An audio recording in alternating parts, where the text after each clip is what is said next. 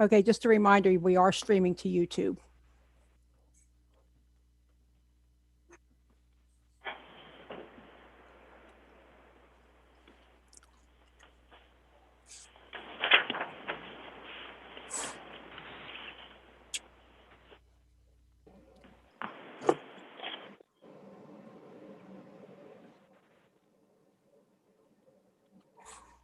Has Mary joined us? Not yet. Has Mary joined us? Not yet. Okay.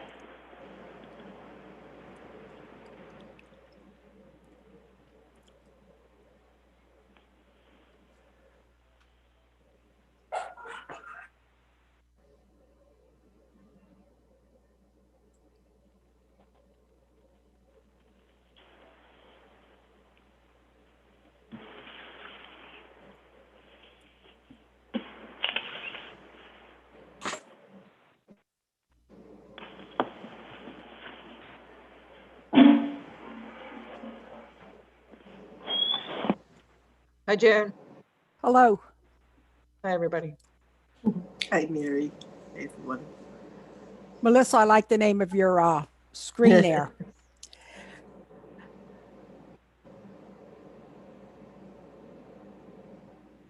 I was wondering who the brats were.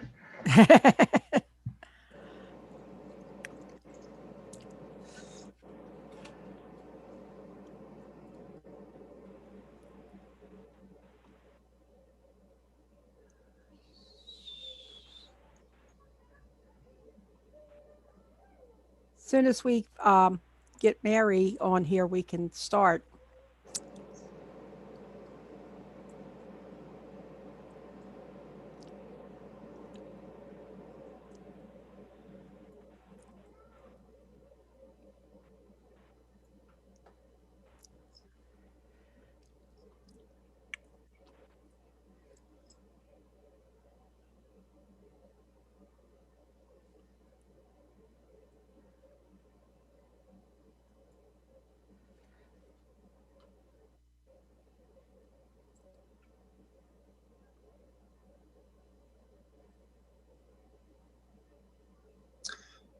Good evening. Hello. Hey, Zach. Hi.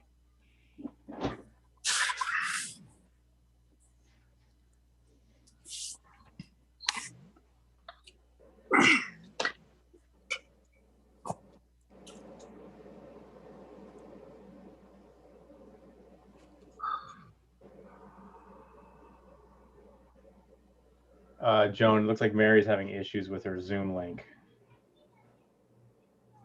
Did she text you? Yeah, I just texted her. Hold on. Let's see if I can forward it to her.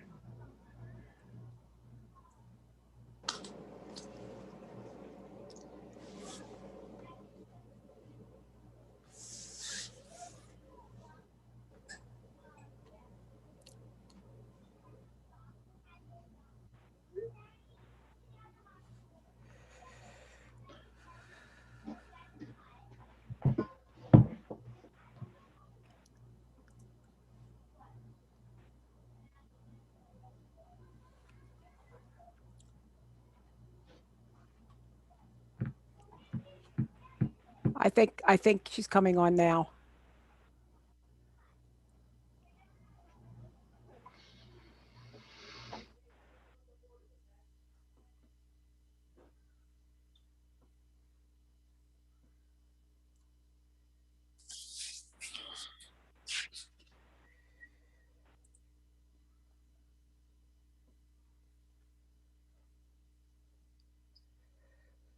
Well, I don't know where she went. I admitted her, but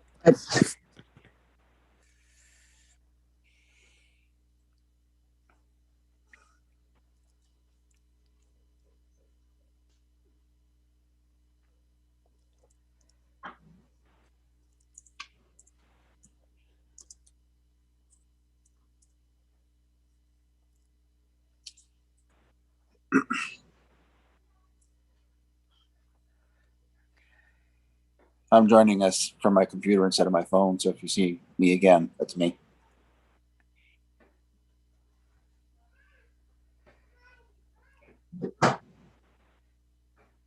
Hopefully this is Mary coming on now.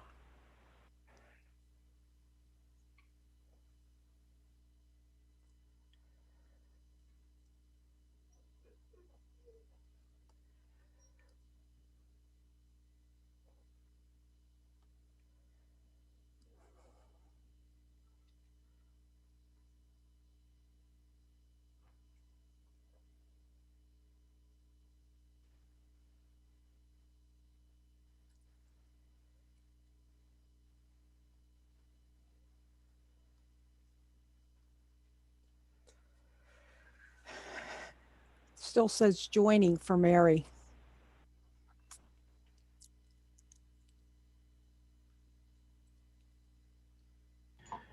Let's give it one more minute and then we can just get started. Okay, she dropped off again. Yeah, I just forwarded her the link again. Zach, you've got a crazy background going on. Oh, sorry. That's No, that's all right. It was amusing. Here's Mary again. We'll try again. There we go. Mary's phone.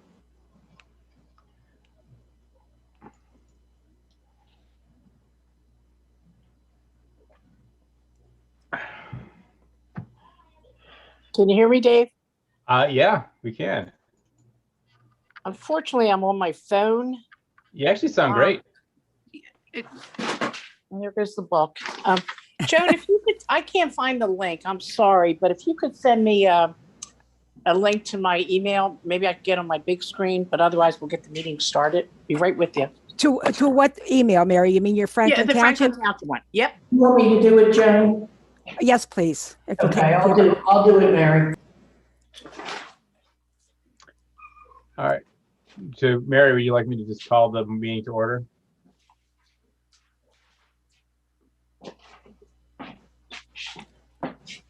She dropped off again. She's going to sign on to the other screen. Yeah.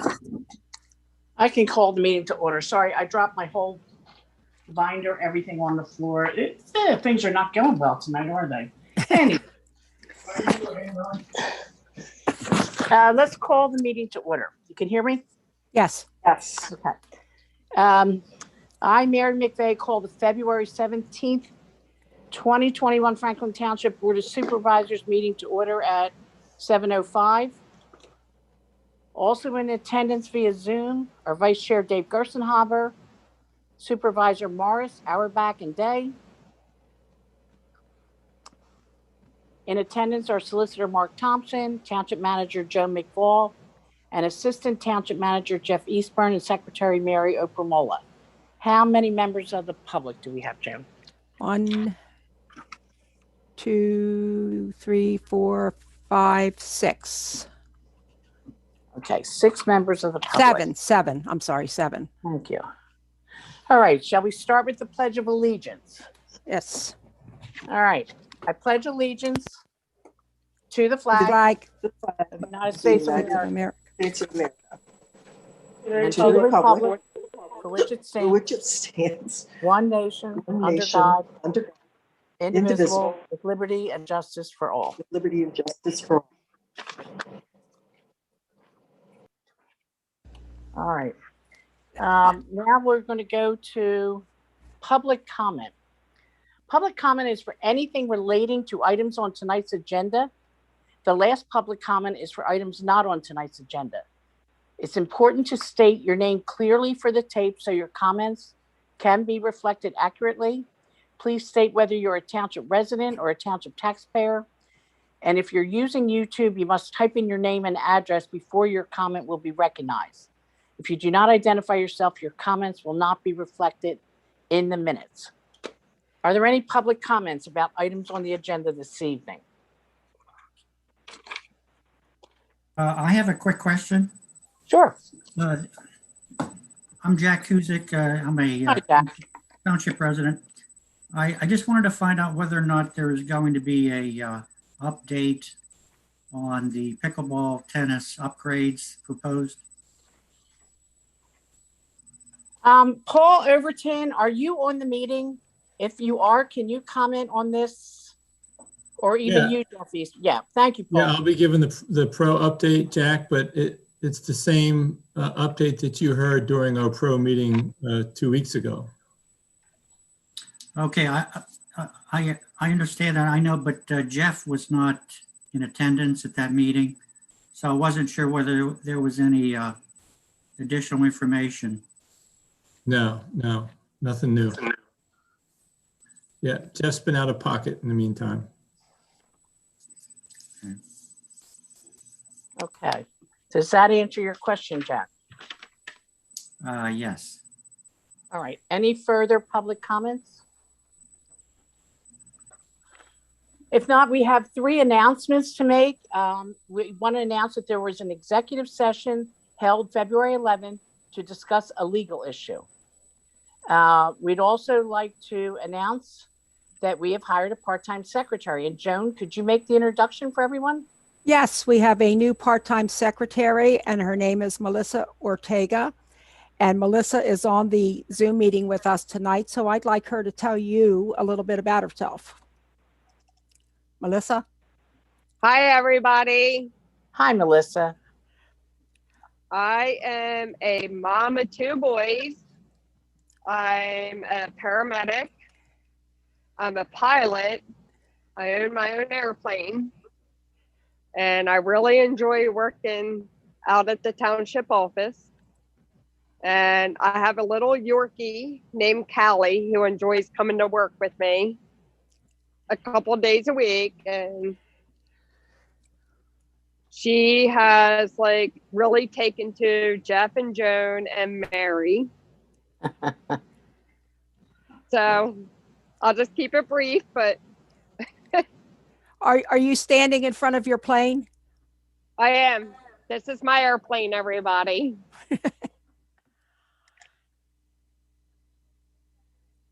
And Wow. it's housed over at New Garden Airport. So that's that's my airplane.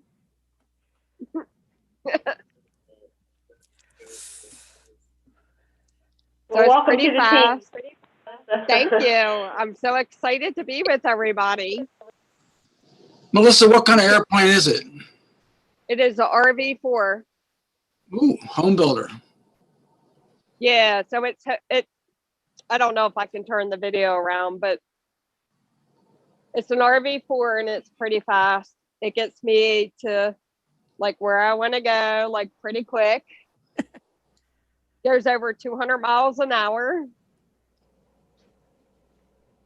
So, and around here at the airport, I'm a pretty unique person because I think I'm one of the only female pilots here on the airport. okay. Well, it's Yeah, wonderful. so- Have you on Yeah. board, Melissa? Nice to meet everybody. Okay. Welcome. Thank you. All right. Thank you. All righty. Let's move on to our There's one more, second out. one more I'm announcement. sorry, Joan, what? One more announcement.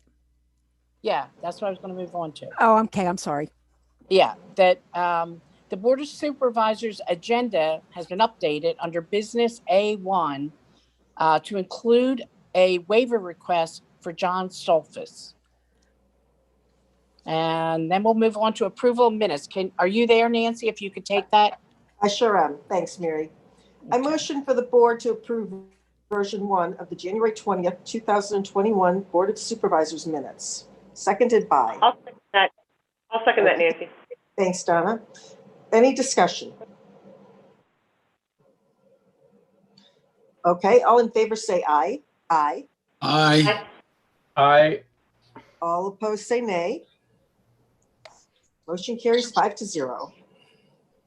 And a second approval of minutes. A motion for the board to approve version 1 of the January 4th, 2021 Board of Supervisors organizational meeting minutes. Seconded by. I'll second I'll that. second that. Okay, give it to David. Dave, okay.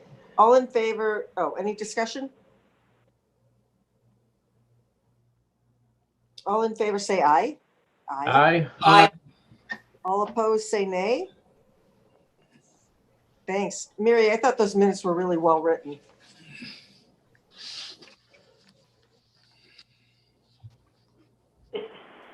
Hey, I'm trying to get in on my computer screen if Joan could let me in, because I'm just on my phone now.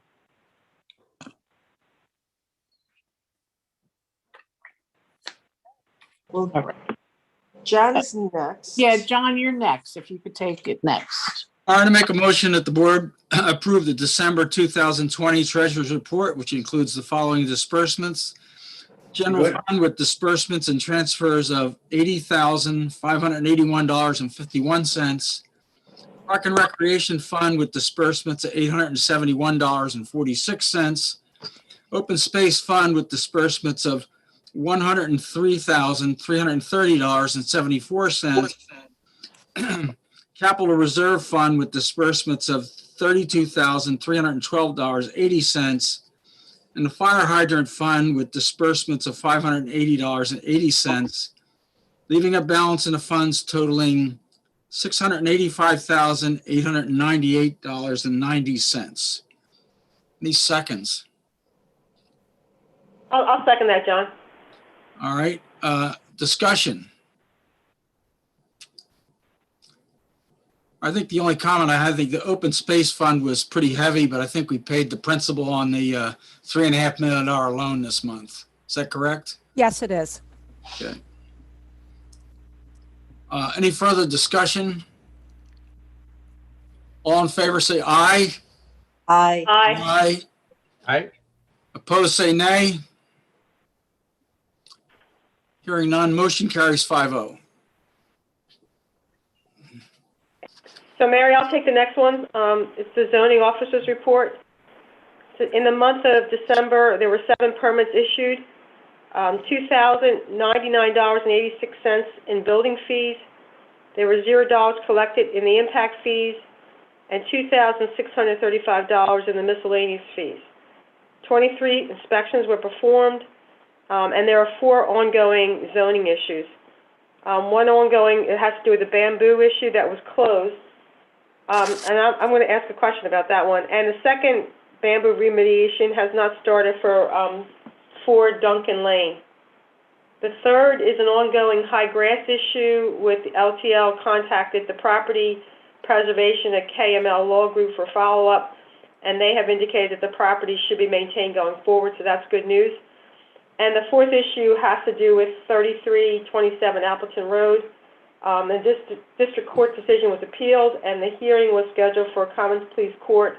And I think we will find out tonight that there was a ruling in favor of the defendant, which is the owner of 3327 Appleton Road. So I just want to ask a question about the zoning issue. I know in our books we had 116 Peasteel Road. It talked about that there was a complaint about bamboo, that inspection was performed, a notice was sent out, and an NOV was issued December 18th, 2020. And then it says no further action. And I'm just thinking, well, did something happen? So did the bamboo get cut? I mean, like, it just seems odd that we had a NOV issued, and then we have a statement of no further action. So I was just hoping someone could fill in the gap. Joan or Jeff, somebody? Yes, it's simply the fact that the next step, I would issue a non-traffic citation, and we would take them to district court. I have been in contact with the same bamboo company that was out at Fort Duncan, and they were going to swing by and talk to the people, and I never heard any more from them. So that was the next step. I know it was a little lengthy. I can't answer for that, simply that it just slipped by and we have to get on it. Right, I guess the thing I'm objecting to is there shouldn't be no further action. You actually have taken additional action, and that should be captured. So we need, it's not done yet. It's not resolved. Correct. It's not resolved. Right, so I just need to change it's still ongoing, and you're continuing to work on that. Okay. My Anybody else have comment any? of no further action. Go ahead. I'm sorry, Jeff. Can you say it again? when I meant no further action, it simply meant that they haven't done anything, nor has LTL. Oh, okay, yeah, I read it to be no further action needed, but yeah, maybe I misunderstood it. It came across as like the issue's resolved, and that's not the case. No. Okay. So Any other? Yeah, I have a comments? question. So the first Mary. bamboo issue is still open then? It's not closed? Correct. Okay, I'll fix that. Thank you. Anybody else? All right, I'll move, Dave. Move on to you. The PC held a meeting on February 4th, 2021. The PC alternate, senior PC alternate, Paul Lagasse, will provide an update. Thank you, Supervisor Kirsten Haber. I would like to correct the record. I'm not the senior PC alternate. Oh, okay. I thought. I'm the third alternate, which would make me the most junior. Oh, I apologize. You elevated me. I'm not offended. So the PC, as you noted, met via Zoom on February 4th. All members but Mr. Harris were there. The township manager, township secretary, and township zoning officer also attended. The meeting was devoted to the review of the general codes analysis of chapters 22 and 27 of the township code, and of Mr. Vogel's comments on that analysis. In general, the members were in agreement with Mr. Vogel's comments, but they did identify some areas of concern, and these were noted. The PC expects to resume its review of Chapter 27 at its next meeting. Are there any questions? So Paul, I guess once they get done looking at those ordinances, they'll come back with a summary of their findings? Yes, Mary's been taking notes on that, and the PC is due to review those notes just to make sure that they are as they believe that they've been reported as they believe they should be, and that there are no further questions. And then this will all come back to the township. In many of these cases, it should be noted that Jeff Ogles and the PC is in agreement that there are items that need solicitor's review.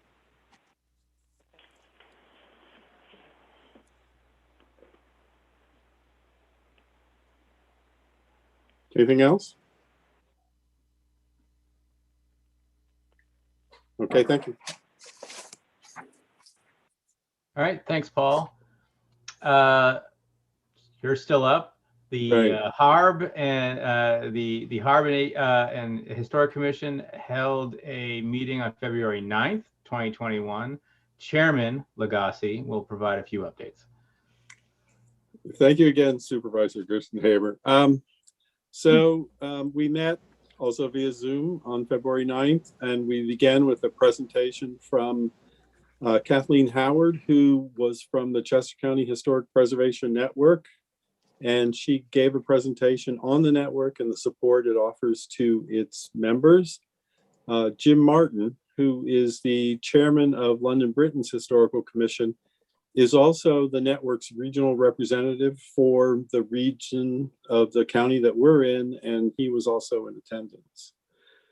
Then we discussed the Churchill African Cemetery, focusing primarily on the research that is ongoing into the people who are buried in the cemetery and what we've learned so far. And we again reviewed our plans going forward. My ability to do research on the deed, whether online if possible or in the Chester County archives, has been slowed somewhat by some efforts that I've been putting in preparing materials relating to the HARB meeting, specifically 3327 Appleton. So I hope to have more time to deal with that going forward. Then we talked about the historic resource surveys, which were updated in the process of preparing the map of those resources in conjunction with the Chester County Planning Commission. Now that the map is prepared and complete, the corrections to the data that we have made need to be updated with the Pennsylvania Historical and Museum Commission, who maintains a statewide database of historic resources. And we also need to update our township files on those resources. So we will be doing that going forward. Additionally, with respect to historic resources, time and weather permitting, Nan Latimer and I are also going to see if we can identify the location using GPS of some potentially unrecorded ruins that she believes exist in the Big Elk Creek section of the White Clay Creek Preserve, which is in the southern part of our township. So that will be, I'm hoping for somewhat warmer and drier weather in which to do that. Then we approved the HARB report to the Board of Supervisors concerning 3327 Appleton. That report was based on our discussion over 2 meetings, one in November and one in January, and the decision to recommend that the supervisors reject the application for a demolition permit. That report will be released to the supervisors tomorrow. It has been held for 5 working days per the ordinance. That delay exists to allow the applicant to revise their proposed planned work in light of the HARB's recommendation. I can briefly summarize so far, we have not received any proposal for changes in the work, but the emails that I've received from Michael Gill, who is the applicant's lawyer, will be added to the HARB's report. And so you will, the supervisors, well, Joan will get that report tomorrow. It's quite lengthy, more than 50 pages. So you may not be seeing it immediately, but it is coming your way. And finally, the last agenda item that involved significant discussion was a revised COA form for the HARB. The HARB approved some minor revisions to the COA form that are basically designed to clarify things that should be included with the COA. But upon further review, I noted one additional item or change I would like to make to the COA form, and I want to seek the HARB's approval before that change, before I submit any changes to the township secretary and the solicitor for comment. They're simple. I don't think there'll be an issue with them. It's just designed to clarify a few things so that we know, so that anybody who comes along in the future knows exactly what should be compiled with the COA application. Finally, I'd just like to note that there was a lengthy discussion during the public comment section with Jim Martin, who, as I previously noted, chairs London Britain's Historical Commission, mainly discussing the issues that London Britain faces concerning Lund's Tavern, which has been neglected, and they're trying to see if they can arrange some funding, perhaps, to preserve and adapt the township. I mean, the tavern for use in the township, but they've had a lot of trouble doing that. We spent a fair amount of time talking about that, and members got to know Jim. I've been attending London Britain meetings, so I'm quite familiar with Jim. And that's it. Are there any questions? You're busy. You're very busy. Yeah, I've sort of noticed that. I'm supposed to be retired. It's not quite feeling that way. All right. Well, thank you very much. All right. Thanks a lot, Paul. Appreciate it. Now the Park and Rec and Open Space Board Vice Chair, Paul Overton, are you Vice Chair? We'll provide a brief update of the PROS February 3rd, 2021 meeting. I've already mistitled someone tonight, Paul. I don't want to do it again. Yeah, I'm not the vice chair. You missed again. Ah, damn. That's all right. I'll give the update. I got 1 out of 3. 1 out of 3 right. So we held our February meeting on February 3rd. Everyone was in attendance and one member of the public, which is actually Jack, the same member that's here. And we discussed old business, which was the healing garden, and Greg Sachs has done a lot of activity on that, where some of our contractors and volunteers, like from the University of Delaware, have fallen through, but he's contacted Taylor Landscaping, and then North Creek Nurseries has given him 2 companies to contact about landscape design. And he's got a 3rd company he's contacting as well. So he's still very active in the healing garden, but no significant progress to report on it. The next is, I have to preface the next few. We discussed the projects at the park, some of which I highlighted to you earlier months.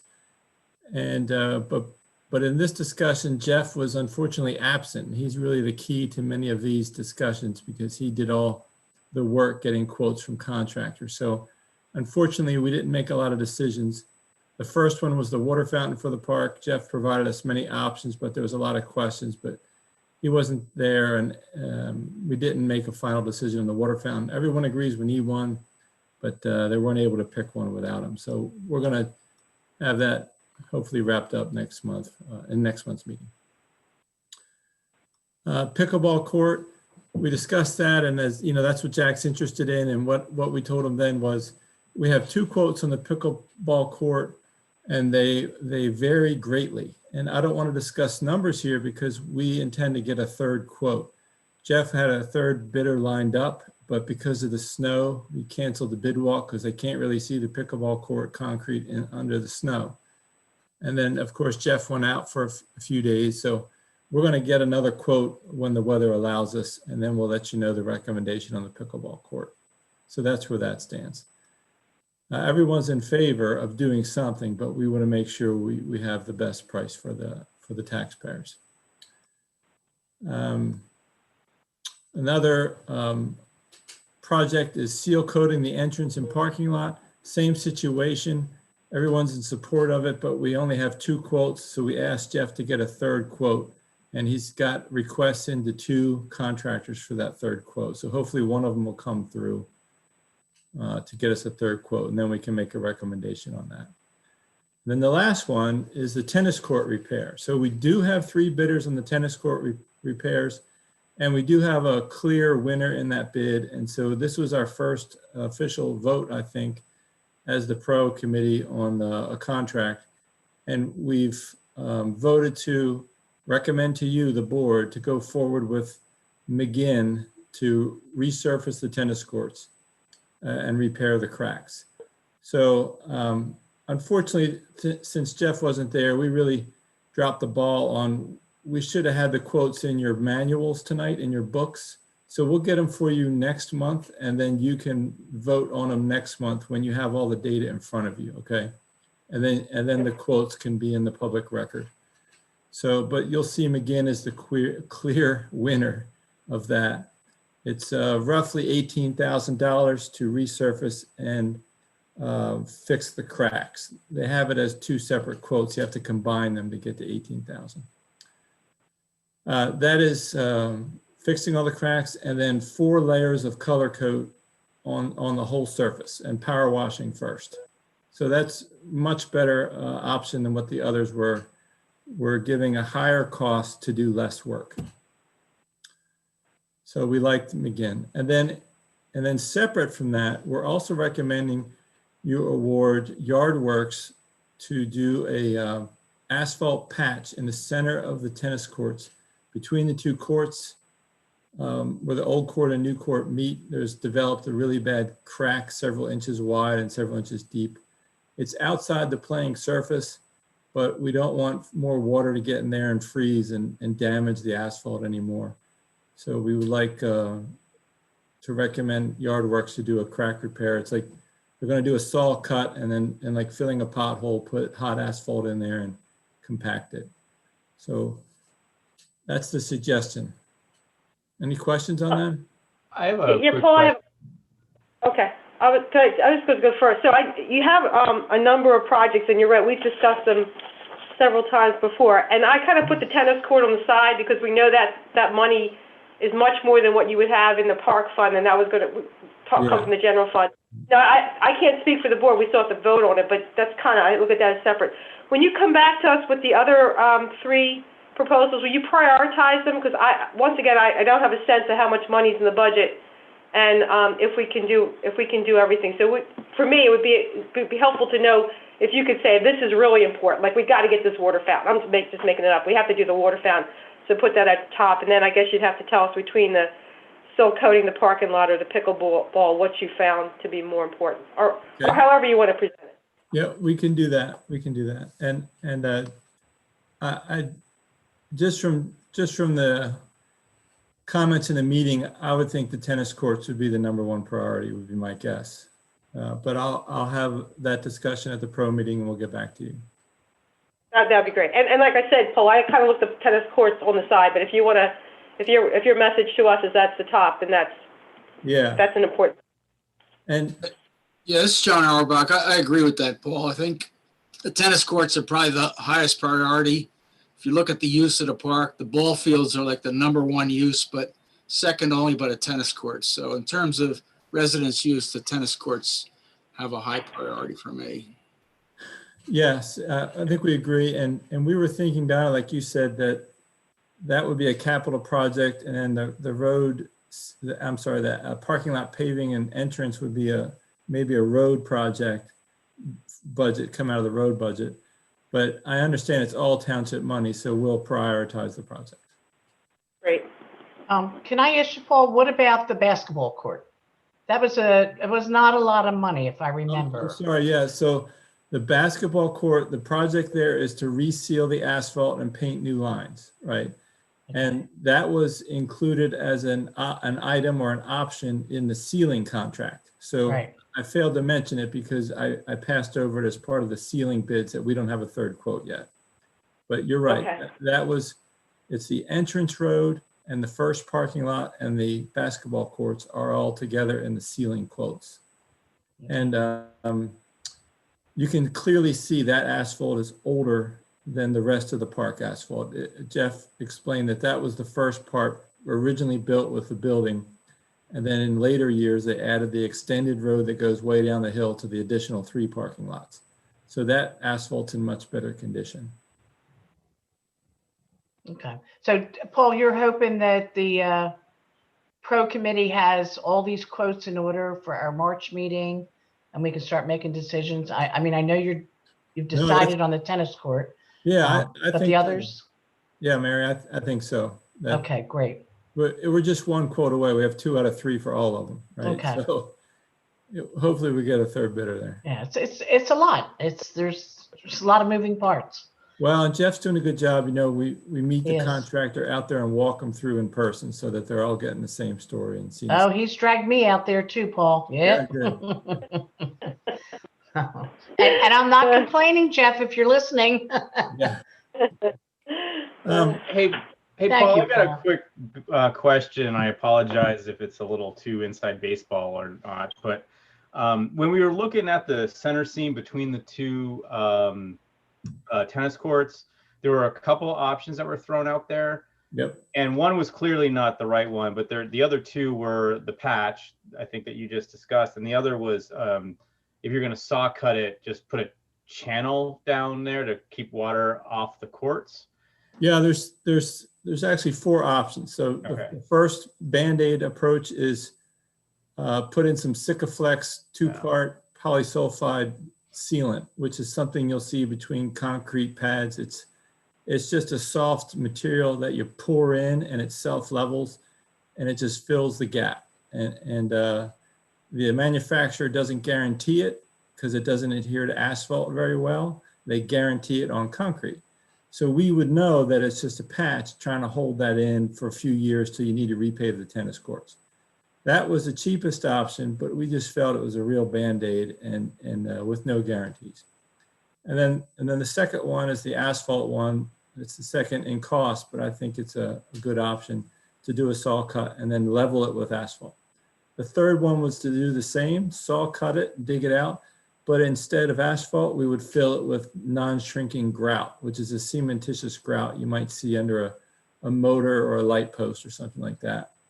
That one was a little more expensive because you had to pump the grout, and so it made the cost go up, and the material is more expensive too. So probably a better lasting job, but the rest of the court's asphalt anyway. So I was a little bit nervous having a non-moving concrete next to a moving asphalt material because, you know, the asphalt moves a lot in the summer sun. And then the last option you spoke about, which is clearly the best option, would be to do the saw cut and then put a cement or asphalt material in as a drain so that it's a trough. You could do just a slight trough to shed the water left and right off the court. I guess it would be north and south. Or do a deep trough and put a grating over the top of it. But a trough would be the basic idea. But that would also require removing the whole fence. And so that was just driving up the cost. And we figured when you repave the tennis courts in 5 or 8 years or something, you know, we'll worry about it then. So that's why we passed on the trough idea. Okay, yeah, makes sense. Thanks. I got a few more items, so if I could move on. Anybody have any more questions? There's a DCNR grant out there due in April, and we had a lot of discussion about it. The minimum request is $50,000, the maximum $70,000, and you split it 50-50. So if we requested 50, we got to put up 25, and they put up 25. Does that make sense? That's my understanding. I might have that backwards where we have to put up 50, they put up 50, but I think it's we put up 25, they put up 25. Oh, Paul, I'm sorry, I missed. What are we talking about? What? Can you just start again? What is this issue?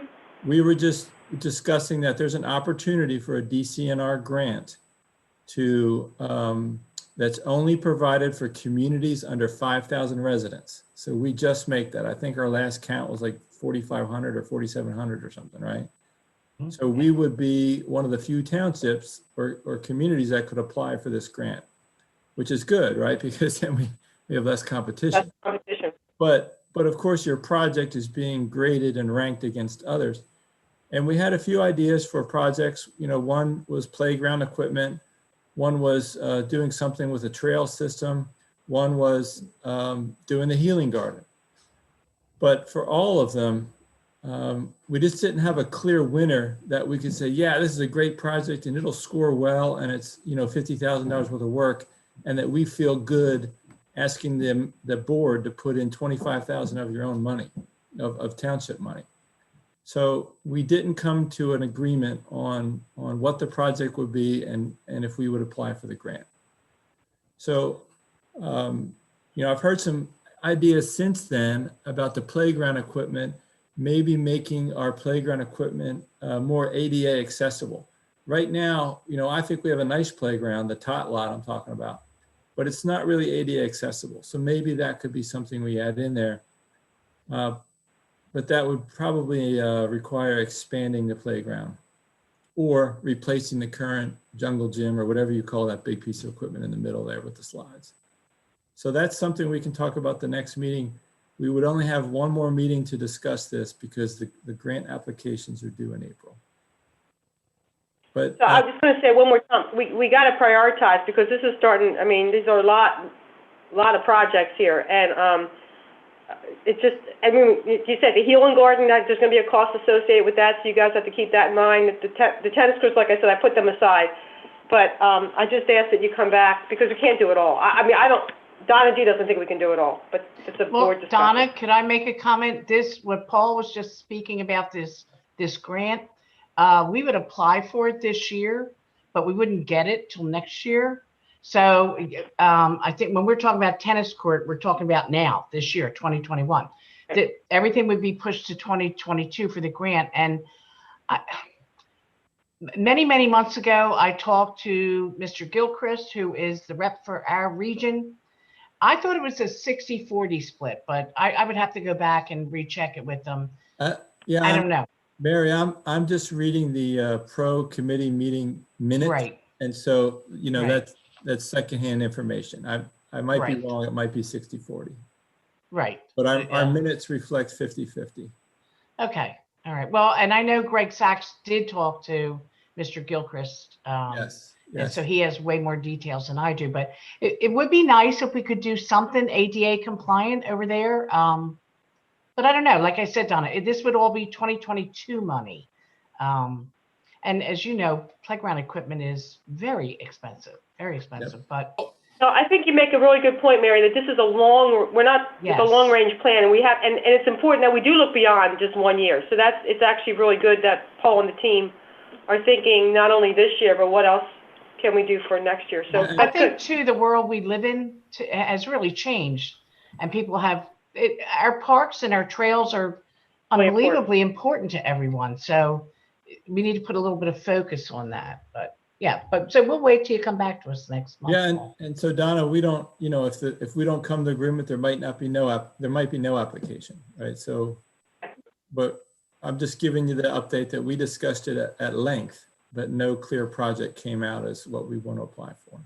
Well, Paul, John Auerbach, I one comment about the playground equipment. We just put about 15,000 or so into the resurfacing the tot lot and the under drain system. That's the mulch, right? At the request of our insurance company. So that's a fairly significant expenditure recently. And we did replace some equipment. Joan, you might be able to update us on that. We did some repairs to the big climbing gym, and we did we repainted the rock and rides. Is what I recall. And the painting was volunteers, right? That was the FSA did volunteer work painting, but yeah, but I think the surface was a major expense. That material cost us, what, 15,000, something like that? That's the range I recall. Yeah, because it was an under drain system and it's expensive material. Anything you do in the playground carries a tremendous amount of liability insurance from the manufacturer. So the equipment is not cheap. Right. Yeah. Yeah, I understand that the mulch was just replaced in the drainage system. Yep, that's right. But the equipment is what we were discussing. Well, if it was just mulch, it would be cheap, but it was some highly specialized material that we had to buy. All right, thank you. The last two topics were trail mapping. You know, the lower trails in Crossing Park are a mess. I've reported in the past, and Mary Hanley's been working with the county to get it mapped, but they are not doing in-person mapping right now because of the pandemic. So unfortunately, we can't get them to come out and map the trails. But we'll have to have a plan B on what to do there to, maybe we can just borrow his equipment and do it ourselves or something.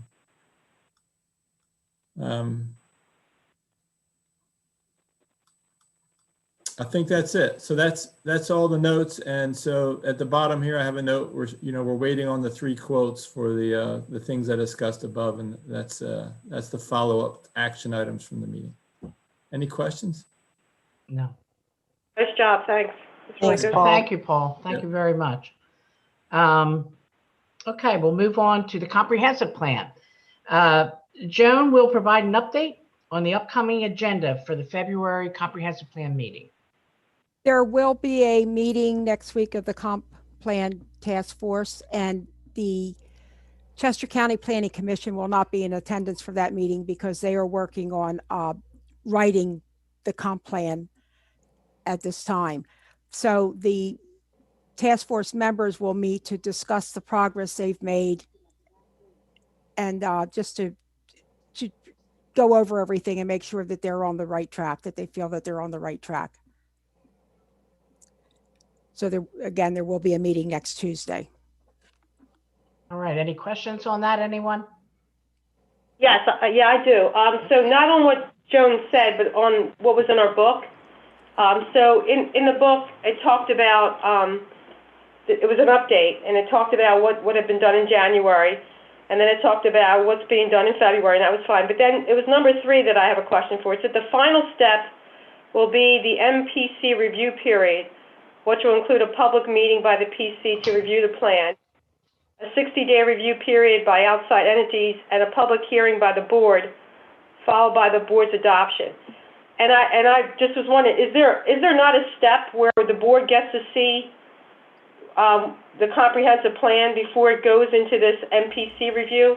Because, you know, I looked at it this way, we put this committee together, and they've done some really, really good work, but it was and we could go to those meetings if we chose to, but it was really to let that group of residents and leaders in the community come together and come up with the ideas.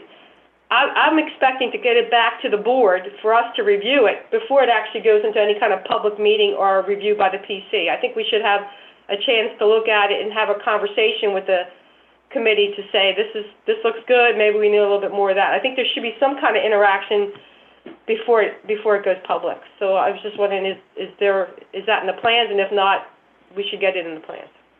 I did reach out to Nan Latimer to ask that question, Donna, and she has referred the question on to Janine Spears from the Chester County Planning Commission, and I have not heard back from her as yet. So as soon as I do, I will let the board know what she says. Well, personally, I don't look at this as something that should be dictated by the county. I mean, I really think the board, I mean, whatever the county says, I think we have the right to ask to see this thing, to see whatever the product before it goes public. I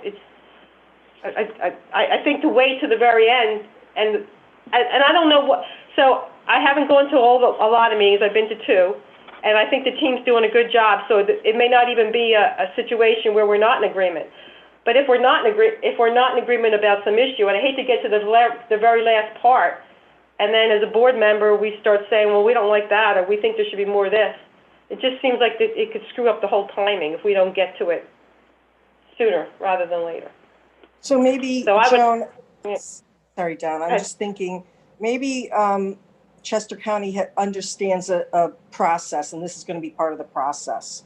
Because I would think other townships would want the same thing. Yeah. So maybe just when we hear back from her, then we'll have a better sense of what's next. That's a good idea, Nancy. That's fine. Thank you.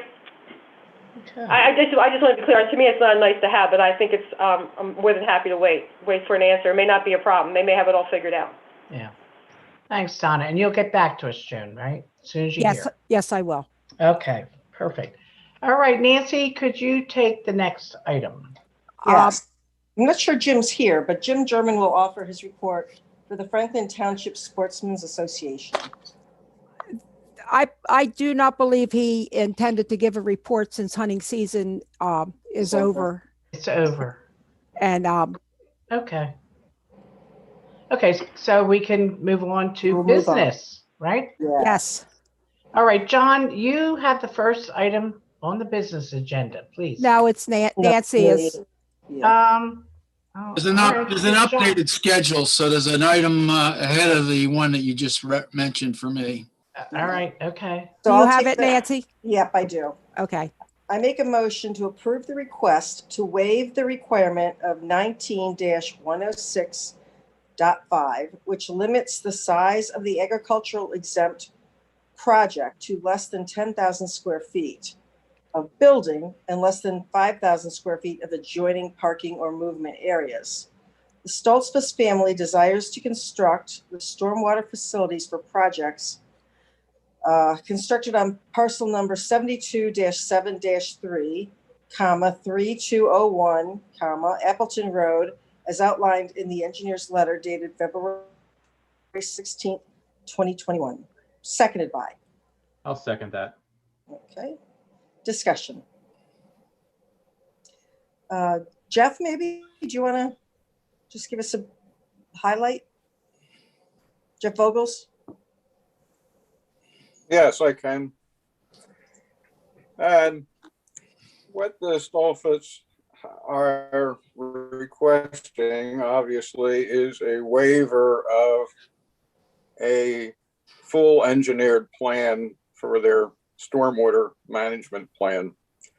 When they originally moved onto the property and began developing it with the barn and various other structures, they came to the township and very willingly submitted a plan. And it was real challenging for LTL to design a plan that would stay within the simplified stormwater approach. We had to tailor it and ask them to modify a couple things so they would stay under the 15,000 square foot allowable for staying in the simplified application. And as often as projects go on, things were added on, and the parking area was enlarged inadvertently, but to be more commodious for their farm traffic and so forth, and bringing the milk truck in. And the project slowly grew, and periodically, Joan can testify to this, I would attempt to nudge them a little bit to say, you know, we gave you the permits to construct the barns and the other accessory structures, but we haven't seen any movement on the stormwater part of the project. And they eventually came in and made an agreement to have it completed by a certain date, which I don't remember at this time any longer.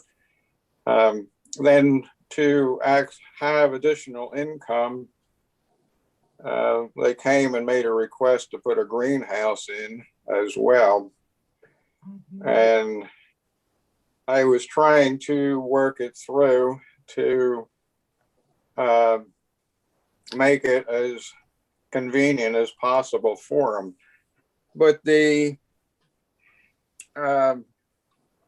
location of the structures on the property is very constricting. But in an endeavor to preserve prime agricultural land, they wanted to keep all their buildings close together. And there's also a situation where water comes across Appleton Road and causes some excess water crossing the parking area and draining down through towards Strickersville Road. I was approached by one excavator with a plan, and not being an engineer myself, it became obvious that there was just too much volume to deal with in this very small space without running into some difficulties, and not wanting good money to go out to bad. I recommended to Joan that we have an engineer come in on this project, even though I knew it would bring in a large amount of additional economic cost. Eventually, Ron Reagan Engineering was contacted, and he put together the letter that you have before him as a proposal to try and address this situation.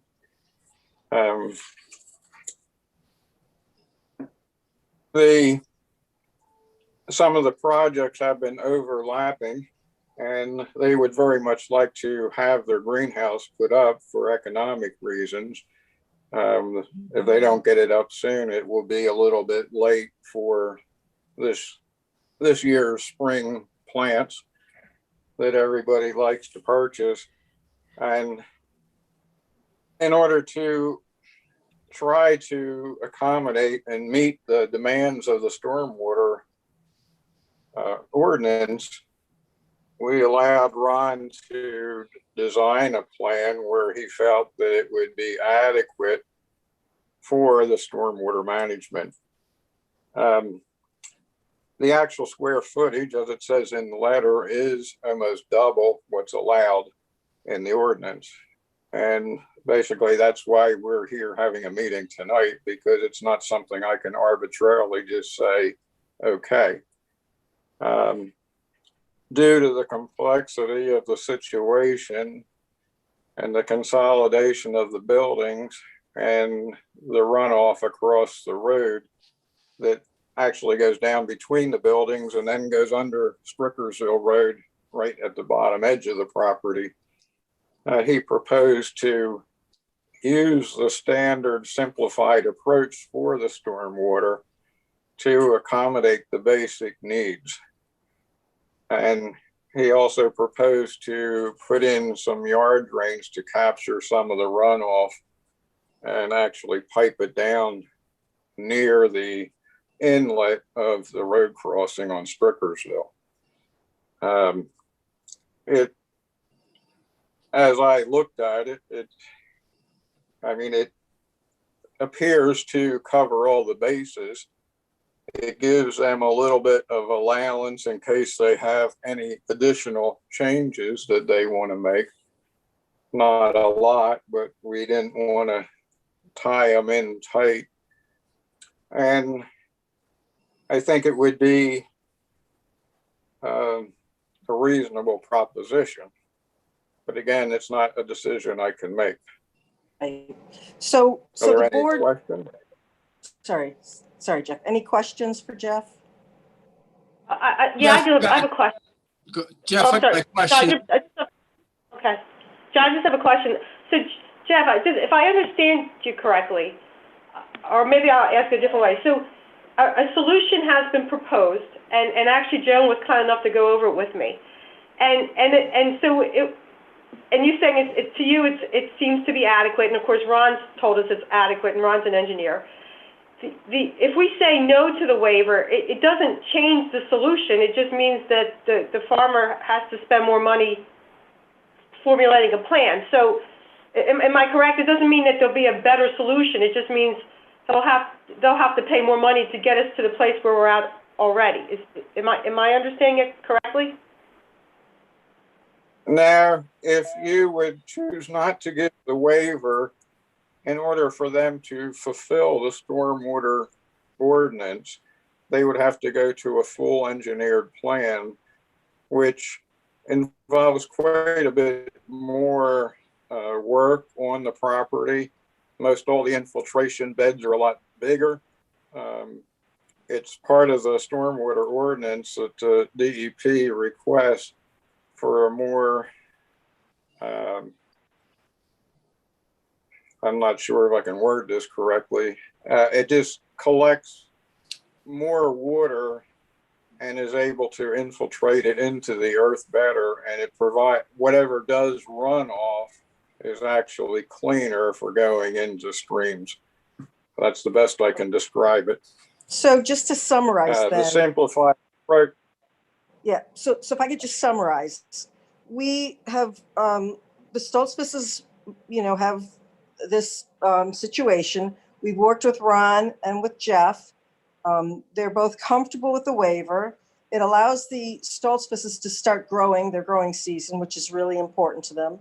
And so I think what we're being asked to do is to vote on whether we agree with the waiver or not. And if anyone needs more information, then speak now. Otherwise, I think we can vote. I got a couple of questions, Jeff. It seems like what you had described, without the waiver, they would have to go with a full engineered plan, which would produce a different facility, one that had more capability to collect water and to infiltrate it. Is that correct? Yes, that's correct. Second question is just wondering how we got into this situation. It sounds like that the property owner went ahead and did some work outside of his permit. Is that a fair assessment, or is that not right? Yes, the project expanded as it was taking place. Okay, without additional permits, right? Well, it was not extra buildings or anything like that. It was more just expanding impervious cover beyond what was originally asked. Yeah. All right. I think the other questions I got are legal questions. I may want to direct those to Mark. If the township grants this waiver, does that set a precedent for others to get the same waiver? John, can you hear me? Yes. The concept of precedent in land use is very peculiar just because every property is unique. And in reviewing the provision in the stormwater ordinance that gives the board authority to grant a waiver at section 109.2, it says that you have the authority to waive or modify the requirements of one or more of the provisions if the literal enforcement will exact undue hardship because of peculiar conditions pertaining to the land, or such modification will not be contrary to the public interest and the intent of the chapter. So as long as you guys are satisfied that the waiver request meets that standard, I don't think anyone else could allege that a precedent has been set, John. This is a fairly unique circumstance. Yeah, I guess my understanding is that when you do grant a waiver, you do open yourself up to setting a precedent. And typically, the way many of these are handled, if it's done through the zoning hearing board, it's a one-time approval and no precedent is set. So that's really what I was trying to clarify. Yeah, I would say that if you're looking at engaging the simplified approach and there's a practice that has been set as far as the way the township is interpreting it, then you might be setting a precedent. But I haven't seen this happen yet. Okay. And given the facts that you guys have been presented with, I'm thinking this is unique enough that I don't think anyone would be able to come in and make that case, John. Okay. You answered one question I was getting ready to ask you, is whether the township had the legal authority to grant a waiver, and you had indicated that right in the beginning of your statement. So yeah, we do by ordinance have the ability granted by Act 167 to grant this waiver. So I have a question, two questions. But if I could just, sorry, Dave, just so everyone knows, I've been remiss in not letting people know that we have guests with Jeff in the township building, and that's John and Rebecca, excuse me, I have the hiccups, and Samuel and Sally are here. They come down to be part of the conversation. So go right ahead, Dave. Just wanted to get that out there. So I guess, so now I just lost my train of thought. So one of the reasons that this is a unique situation is the desire for the property owners to cluster their buildings so they can maintain the larger agricultural properties. So that makes sense to me. And I guess, is that the accurate? Would that be accurate, Mark, to say, the unique layout of this property would make this waiver? I forget what the terminology you use, Mark, but this would be the unique circumstance. Yeah, it's about undue hardship because of peculiar conditions. Okay, so what would be peculiar? What is the peculiar condition of this property? Well, I don't know. I mean, this is something less than the standard for the grant of a variance, where you would have to show an undue hardship related specifically to some aspect of the property. Got it. And in this standard, if I go on to read it, it talks about the modification being considered if the alternate standard or approach can be demonstrated to provide equal or better achievement of results intended by the chapter. So it's really just looking at a different way or just modifying a standard in order to allow someone, without going through some undue hardship, to basically achieve what I'm hearing would be ostensibly the same level of protection.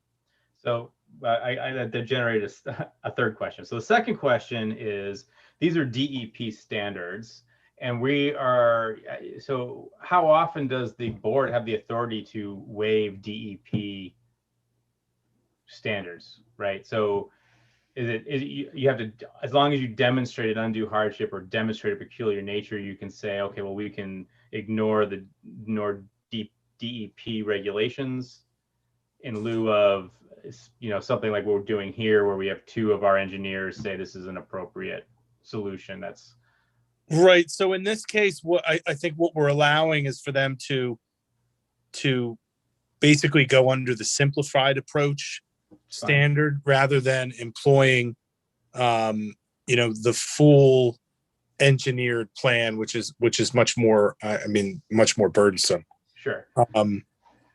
So the third question then is enforcement. What is the mechanism that the township has to enforce, to make, the enforcement nature, to make sure that this is one, that this was installed correctly and it's moving water the way it should, and yada, yada, yada. Well, I think we have an agreement. I mean, there is an enforcement that, and it's specifically in the ordinance, that you're not allowed to modify any of the stormwater management facilities once they've been approved. So someone cannot go in and just till in, you know, I don't know. So the stormwater goes in before the greenhouse goes in. Yes. Okay, Yes. so the stormwater, okay. Most of this is just for my own edification, so I apologize. No, that's fine. So yeah, so stormwater goes in, someone comes down and says, okay, this is exactly what we asked for, build your greenhouse. And then they build their greenhouse. That's the order of operation.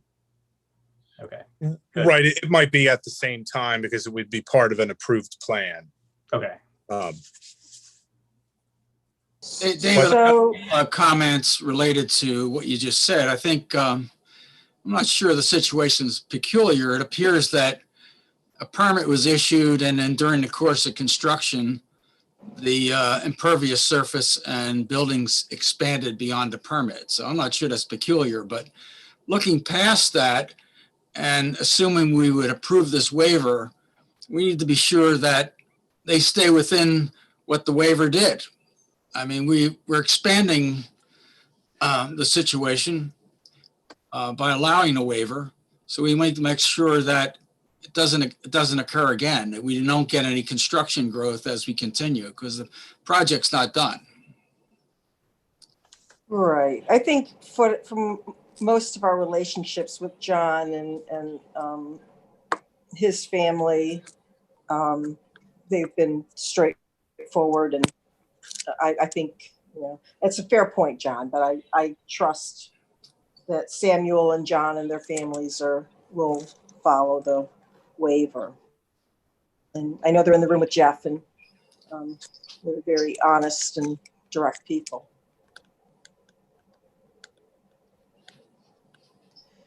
Any other comments or questions? I'd like to say something. They have, this last plan they submitted basically allowed for a little bit of extra expansion in case things grew a little bit, and they actually added some extra things in here already to pre-plan. Because that was one of the things that kept coming up. Some of the things were they weren't sure, and there was some indecision on what direction they wanted to go and on sizes of, let's just say, the greenhouse. And then they realized they needed a third silo. All those things are on the plan now. And they also have said that they would be willing to have the ground perked where the infiltration beds would go to make sure that they would percolate into the soil properly, which is over and above what would be required for the simplified approach. Additionally, if you look at the engineer's letter, they are adding some pre-treatment facilities on the water before it enters the BMP to extend the life of the BMP and keeping sediment out of it. So on the plus side, they're adding more than they normally have to on the character of the system they're putting in.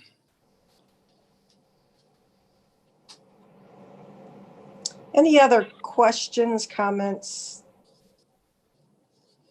So I think we're ready to vote. And again, we're voting to agree to this waiver for the stormwater management process.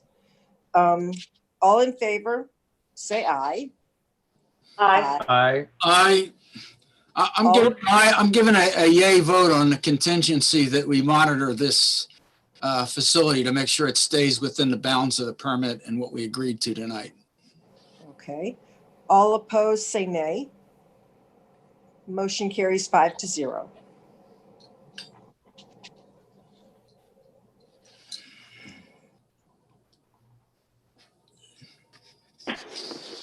Okay.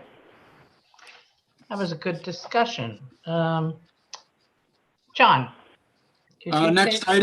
item, the program director of the Water Resources, Ellen Kohler, and the White Clay Wild and Scenic River Watershed Coordinator, Shane Morgan, will discuss MS4 updates. And there will not be a motion or a vote as part of this. It's basically an information upgrade, which we get occasionally. So I guess Shane, you're on, Shane. Okay, yeah. Well, actually, I wanted to take this time to kind of reintroduce myself because I know you have some new Oh, I supervisors. didn't see all in there, sorry. I know you have new supervisors who I haven't met yet. So hello, my name is Shane Morgan. I am employed by the White Clay Watershed Association and I manage the White Clay Wild and Scenic Program. So Franklin obviously has a couple watersheds in it, and White Clay being one of them, is a wild and scenic river. It's a federal wild and scenic river, so we get federal funding and federal oversight. So when you guys do bridge crossings and work in the bed and the bank of the streams on certain streams, you have to go through an extra permit review, just get extra eyes on it from National Park Service. And usually that's triggered by your DEP permit. So long story short, we have a management plan, we get some funding, and our municipal partners are the main, I guess, people who get our funding or benefit from our funding, because all the projects are within municipal boundaries of the watershed. So I wanted to introduce myself so you all had me as a contact. I also wanted to remind you of some of our programs that could help some of your residents, some of which you have promoted in the past, like White Clay Catch the Rain, which is a voluntary stormwater management or green infrastructure voluntary program for residential homeowners. So they can put things like rain gardens on their property, hook up rain barrels, get funding for trees. It's a 50-50 cost share. Franklin has been one of our most active municipalities, and we have 14 in the watershed. So that's been pretty great. One of those projects was one that was included in your TMDL stormwater permit. It was the tree planting on the Pearson property, which was private land. So we can help you work with private landowners as well, which is sometimes hard for municipalities to do stormwater work and convince private landowners to do something. But Mr. Pearson was great. He was an actual catch the rain applicant. He had 10 acres with a conservation easement already on it along the middle branch, and he was willing to put up a buffer. So it went up this past October. About 2 acres, I would say, were put into trees. And that was all grant funded and funded through the Wild and Scenic Program. So it was at no cost to the township. So that's an example of ways that we can partner. And then we do other things like water quality monitoring. We do outreach. There's going to be an HOA workshop coming up this May for HOAs that have stormwater basins and provide them with information on retrofits and the benefits of retrofits, and also O&M of basins and what they're required to do to keep them working. So that's coming up. And then we're going to do one on road BMPs somewhere within, well, it'll probably still be virtual, but within the Brandywine Christina, of which White Clay is a part of, and that will be focusing on road BMPs. So those are some of the things that we do. We also support open space acquisition. And I'm sure there's other things that I'm forgetting, but you get the gist of it. So I'm going to introduce Ellen in a little bit because she's the one who helps with some of the legal things like the TMDL plans and working with DEP and helping out the municipalities. We largely work with your engineers. So in this case, it was LTL, and I don't see anyone on here from LTL today. So I'll let her talk about that. And then I also just real briefly wanted to bring up the DCNR grant that Paul Overton was talking about. So there is a potential project that we could support you guys on if you're interested in doing it. And I need to put in a phone call to Joan to talk about it more, but it would be another buffer planting on one of your HOAs that seems willing to do this planting. I think I would go for a DCNR grant. I can only speak of the buffer grants. It is a 50-50 match, 50,000 minimum. There's a lot of land in that HOA. I think I can't remember what it was, something over 20 plus acres that could get trees. That's expensive. We probably wouldn't do all of that, but if we could, it would be great because all three of those tributaries have no trees. They're all headwater streams, which means they need the most protection because they're usually the ones contributing to a lot of the pollution downstream. And it flows into a fully wooded subshed to the East Branch of protected lands. So it would be an awesome project, and I think it would score high on DCNR. So Do you know application which, does deadline's anyone, coming up. Go ahead. oh, does anyone know which neighborhood it is? Paul, you might know. It's White Overton. Clay Knoll.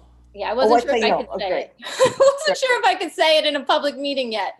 Oh, gotcha. All right. So, yeah, so it is that neighborhood. They have 3 tributaries. It looks kind of like a bird foot, like this, that Mhm. come into one, goes through wooded land and goes right into the East Branch down in Landenberg. That's terrific. On the border of New Garden. So I don't know if we would get this grant. It would require funding. You know, it's a 50-50 match. I think I calculated if we did a 1 acre planting with volunteers 5 times, because it's a 4-year grant. So I think I had 5 plantings. So it would come to like $30,000 in in-kind volunteer services. So that would take up a big chunk of the match. And then there would be an extra 20,000 for more trees, for maintenance. You can cover maintenance in this grant, planning, design, things like that. So I have to look at it a little bit closer, the application. I haven't actually applied for one of these larger ones yet, but I think this is a project that would fit into it. And there might be the potential to wrap a few projects in to get to that 50,000, even though this one project could definitely take up that based on my estimates. So I just wanted to bring that up. And Joan, I haven't forgotten about it. So I was planning on getting Mr. Gilchrist, the same man, out, because he runs all of their grant programs, to take a look at it. But again, February has been a mess. So until all this snow goes away and melts and we can get out there and walk around,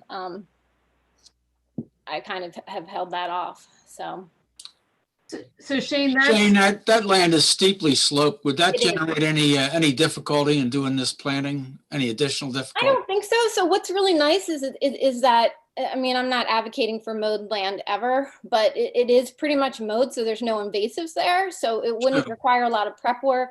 We've done plantings on hilled areas, even the Pearson property, you know, that was a pretty big slope on the far side. So I don't foresee that as being a problem. And I do want to walk around a little bit and see how the access would be if we would come down through the neighborhood to get into there. If that's the best access, that seems to be the only one on the maps that I'm looking at. So I do have some questions still, but I think it's a great opportunity. And I believe this was also included in your TMDL plan. And I know DEP hasn't gotten you feedback yet, and they haven't gotten anyone a lot of feedback, or I shouldn't say feedback. They haven't really approved anyone in White Clay yet. However, doing these projects in the meantime does not hurt you at all. You will get credit for them at some point, if not, well, if they ever get around to approving your permits. But you can use them for baseline credit. You can use them. They're going to probably wind up giving you an extension anyway with this permit. So it doesn't hurt to show them that you're doing things. And it'll probably cost you less to do it with a nonprofit and try and get some grant funding in as well. and Shane, this is a DCNR grant, right? So it's state funding. So they're right. Yeah, so I this- can use federal funding as match. So you can use your federal funding. The other opportunity to identify some additional funding is through a grant program that the National Fish and Wildlife Foundation has open right now from the Delaware. It's the Delaware Watershed Conservation Fund, I think is the right name for it. Anyway, we've tried, this will be our 3rd year trying to get funding from this grant program, but I think 3rd time's going to be a charm. So it is also a project that we could wrap into an application for that source of funding as well. So by the way, my name is Ellen Kohler. I am the program director for water resources at the University of Maryland's Environmental Finance Center. I've been working with Shane now for like, I don't know, 6 years or something like that in White Clay, helping support municipalities in addressing their stormwater management issues and looking for places where we can collaborate either across, ideally across municipalities to save money and to identify additional funding resources. For those of you that aren't familiar with the Environmental Finance Center, although we sit at the University of Maryland, we serve the entire EPA Region 3, which includes Pennsylvania, Delaware, Maryland, Virginia, West Virginia, and the District of Columbia. I live in Wilmington, Delaware, and most of my projects are supporting multi-municipal collaborations in Pennsylvania that are trying to reach compliance with their MS4 programs, or supporting communities and partners in developing financing strategies for stormwater management. So it's been, I have to say, it's been a pleasure working with communities in Chester County and working with Shane. I'm totally biased, but I think she does a great job. She's goes above and beyond in trying to, work with communities where they are. But as she said, most importantly, helping to identify projects on private land. That is not something that, anybody, like that's not Joan's job, so having Shane around to be able to identify those projects and to seek out some additional funding is really great. The other thing that I would say is that we are also, in addition to working to Shane, I also work in the Chesapeake. I'm aware that you are in both watersheds. So, and I am just curious about that previous conversation about whether that farm was in your urbanized area, because I know you do have farmland in the urbanized area in the Chesapeake. Joan, do you know? No, that farm isn't in the urbanized area.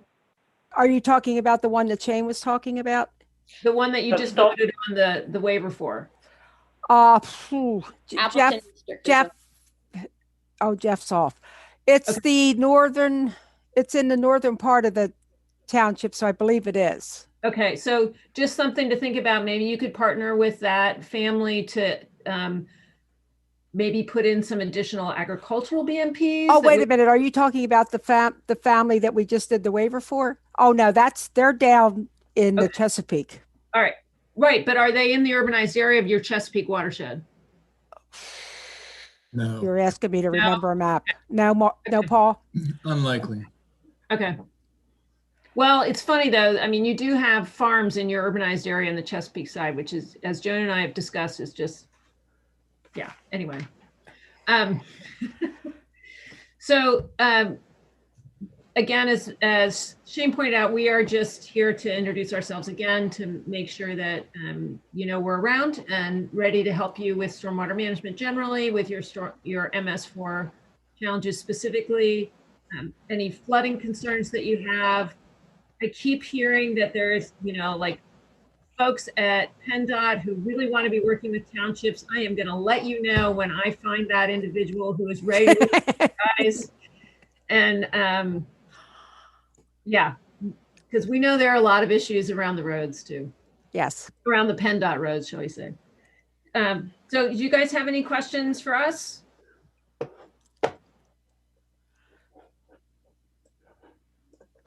Yeah, I have one. Am I allowed to ask a question? Yeah, sure. I'm not a board member. Go ahead. We have some, this is a hot topic, but I'll bring it up anyway. We have a mushroom farm that does a lot of polluting in our stream. Is there any thing that we can do about that? I mean, it seemed like it was just unrestricted and just overflowing their tanks and causing a lot of brown foam floating down the streams. And they've been cited several times over the last 20 years, I think 9 times, but nothing seems to happen with that. You want me to go at this one? You get started and then I'll follow up. I mean, I'll start in from my experience. It is, generally you would contact the conservation district, which I'm sure you've done, and you would contact DEP, which I'm sure you've done. Yep, and then they will slap them with a fine, and then they pay the fine and keep polluting. Yes. Unfortunately. I don't have anything optimistic to really say about that in particular. However, I do know that the conservation district is working with NRCS right now to deal with mushroom farms in southern Chester County, mainly with their spent mushroom substrate, which is a problem because there's so much of it. They tend to apply it to the land, and then it leaches out nutrients into the soil, which get into the groundwater, which then pollute all our streams, which are all impaired for nutrients, by the way. So there is some acknowledgement that there's a problem. It's not necessarily, I'm not sure, see, I don't know your specific problem, if they're actually like draining their tank, that's a different issue, and it should be DEP. And if you want to talk to me offline a little more about it, so I know where the farm is, you know, Okay. I might be able to talk to someone and get more information for you.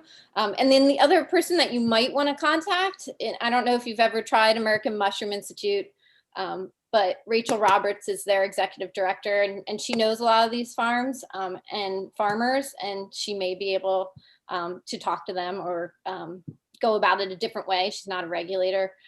So that might be another avenue to try.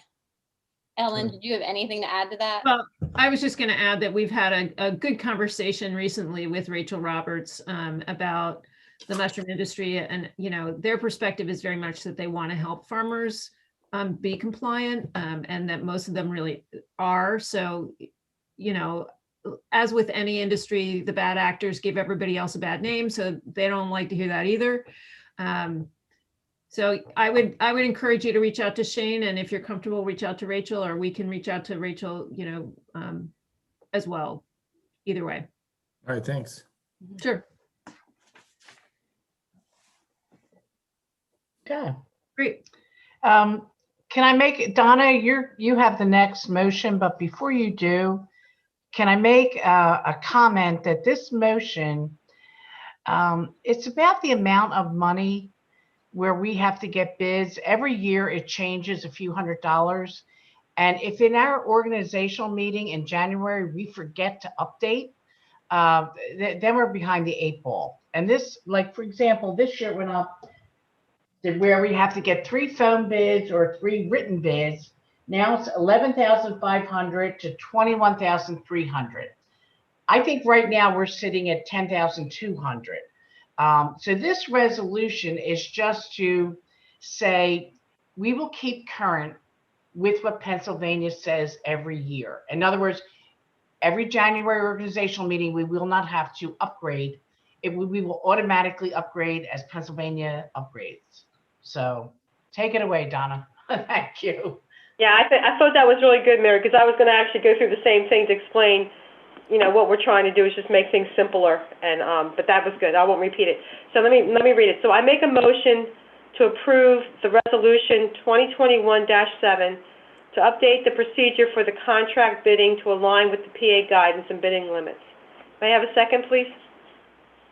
Mary, okay, Mary, thank you. Any discussion?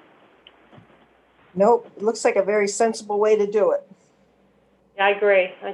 And we did kind of talk about it at the last meeting. Anybody else? Okay, so I'll take the vote. So all in favor say aye. Aye. Aye. Any opposed say nay. Okay, so the motion carries 5-0. Thank you. Okay. All right, Dave. Solicitor Mark Thompson will provide an update on 3327 Appleton Road. No motion required.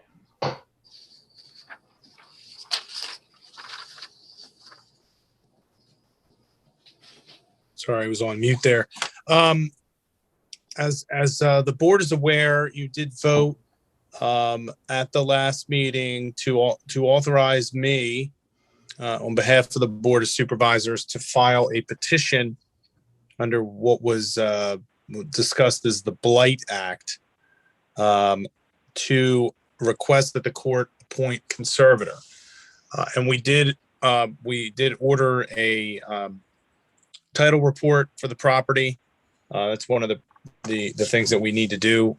We've drafted that petition. In the meantime, since the last meeting, and I think that it was discussed briefly earlier tonight, the district justice initially found Mr. DeFrancesco, or it's actually the DeFrancesco Trust, guilty of property demolition by neglect, as Mr. Vogels had cited him previously. He had appealed that to the Court of Common Pleas, and after a short hearing, the judge found him not guilty. And this is directly the opposite of basically the same factual scenario that a different judge of the Court of Common Pleas found him guilty. of. Regardless of this, I don't think this has a lot of bearing, given the fact that we have two decisions based on the same factual scenario from two different judges, and we're looking to pursue a different avenue in order to deal with the situation. So that's one development.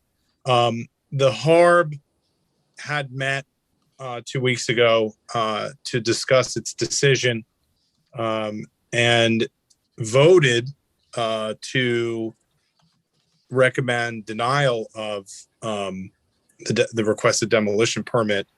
Again, we haven't seen that report yet, but pursuant to the code, they are to offer an opportunity to the applicant to engage in a discussion or change its plans. Mr. Lagasse did send something to counsel for Mr. DeFrancesco. Counsel responded, indicating that they wanted to see if they could find a way to settle the matter, to engage the township. Again, this is pursuant to the code, so they've made this request. They also did respond to correspondence from me, indicating that we were authorized to proceed under the Blight Act, asking if there was an opportunity to try to work on a settlement. I know that we've done this over the years unsuccessfully. There was some minor repairs that were done out there. But again, we are, before we file anything with the court, we're going to give the defendant an opportunity to at least one last ditch effort to see if we can get some progress out there on the property. So that's where we are. We're going to continue to move forward, engaging the applicant, and if that doesn't work in the next in a short period of time, then we'll move forward.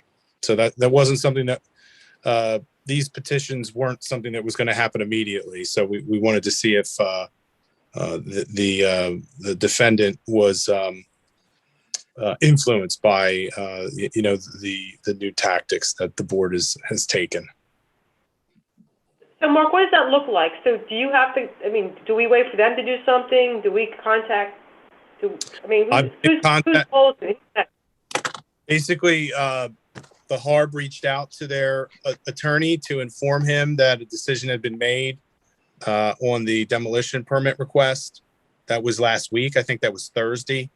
That he did respond to HARB and said that they wanted to try to engage to see if there was a way they could bring a resolution to the matter. Again, we've heard this before, but not in the context of the demolition permit, not in the context of the communications that we've had recently with them.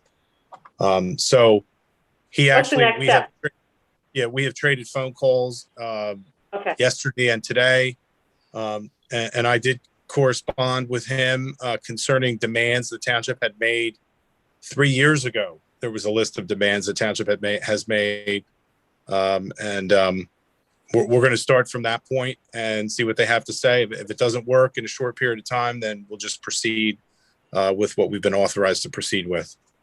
So, Mark, what's a short period of time? By the next board meeting? I would imagine so, Dave. That's a good time frame, I think. Yeah. Yeah, 4 weeks is reasonable. That's more than reasonable. So, and you'll brief us if there was any progress been made. Absolutely. In the meantime, can we? I don't know how this works, but I'd like to get an idea of how much it's going to cost to fix the outside of the place. I don't know if anybody's run any numbers, or we can get some numbers. And I know it's separate from you interacting with the other party, but I just think as we work on our budget and work on our capital budget and even the PRO, when they come back and ask for something, I'd like to know how much this is going to cost, because there's only so much money in the budget. So is that something that Joe and we can do, or does it come from the HARB because he had to give you estimates, Paul? I just would like to get a sense of how big this project is. Well, Donna, I agree with you, but how can we get estimates on the property if the property owner doesn't let us like walk around and evaluate the Yeah. house. I think that's the big stumbling block here, that owner, he's not going to cooperate. If there's a way we could get around that, great, and get an estimate on the outside. But Mark, am I wrong? I don't know how we could obtain that. Well, there was a lot of discussion at the previous HARB meetings about allowing an inspector in the property. Initially, the applicant indicated that they would let someone from the HARB do that. I mean, the township hasn't really inspected the property. I know there was an issue years ago where the police had to be called, and they wanted to make sure that there was not a life safety issue. But after the discussion at the HARB, their attorney put some conditions on that inspection. Ultimately, the issue broke down, and the applicant at the last meeting said that his offer to allow an inspection was withdrawn. But again, this was before the board had voted to authorize the petition for the conservatorship. So we would probably renew that request. Again, we haven't been inside to see what roof damage has been done, whether there's active leaks in the house. And I know that that's what HARB wanted to do. So we'll probably. I'd be happy to get a sense of what has to be done outside. I don't know if you can do that by walking around the outside. I mean, I hear that it's going to be very difficult to get inside, and you like you said, you'll try to ask for that. But can we get estimates from someone walking around on the outside and looking at what's going on outside, or is that not possible? Donna, I would just suggest that once you receive the HARB's report, the HARB had a very thorough analysis of what was presented by Mr. DeFrancesco, and I believe Mr. Lagasse said he would be presenting that tomorrow based on the time frame that is set forth in the ordinance. So I would suggest reviewing that report. I think we may have numbers there. So, Donna, a couple questions I can answer for you. I since technically the time frame hasn't run out yet in the response period, I don't want to get into too many details just yet. But I will say that the report, as I noted earlier, is 50 pages. Although they're not numbered 1 to 50 due to the peculiarities of our form. And it will include the estimates that were submitted by the DeFrancesco Appleton Trust as part of the documents. It will also include the engineer's report. And if, in terms of the HARB's take on some of this, I would suggest that it may behoove the supervisors to take a look at the minutes from both HARB meetings. Those are technically not part of the report, but they are part of the public record. There's,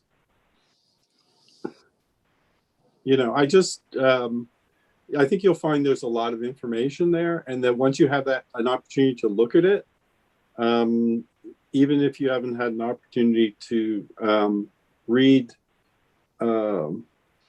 say, the minutes, they are long. I would be happy to attempt to do what I can to clarify things. All right. Well, at least it'll give me a starting point in terms of how much it might cost. Yeah, I think I mean, there's a lot of numbers there. I don't think all of them are pertinent for what you're talking about. Thanks, Paul. All right, I have some comments I'd like to make if I have an opportunity. I have 3 basic comments, one related to the condition of the building, another related to the costs of Franklin Township, and another on some basic economics. The purpose of the first information is to correct and clarify some information conveyed in the last board meeting in January. Several board members indicated that the building is unstable and is at risk of collapse, possibly injuring anyone nearby. This is fundamentally incorrect. The building is relatively weather tight. The hole in the roof identified by our building inspector by prior inspection has been repaired and verified by subsequent inspection. Although the doors and windows are old, they are providing protection from weather intrusion. Primary wood structure is masonry with wooden wood structure.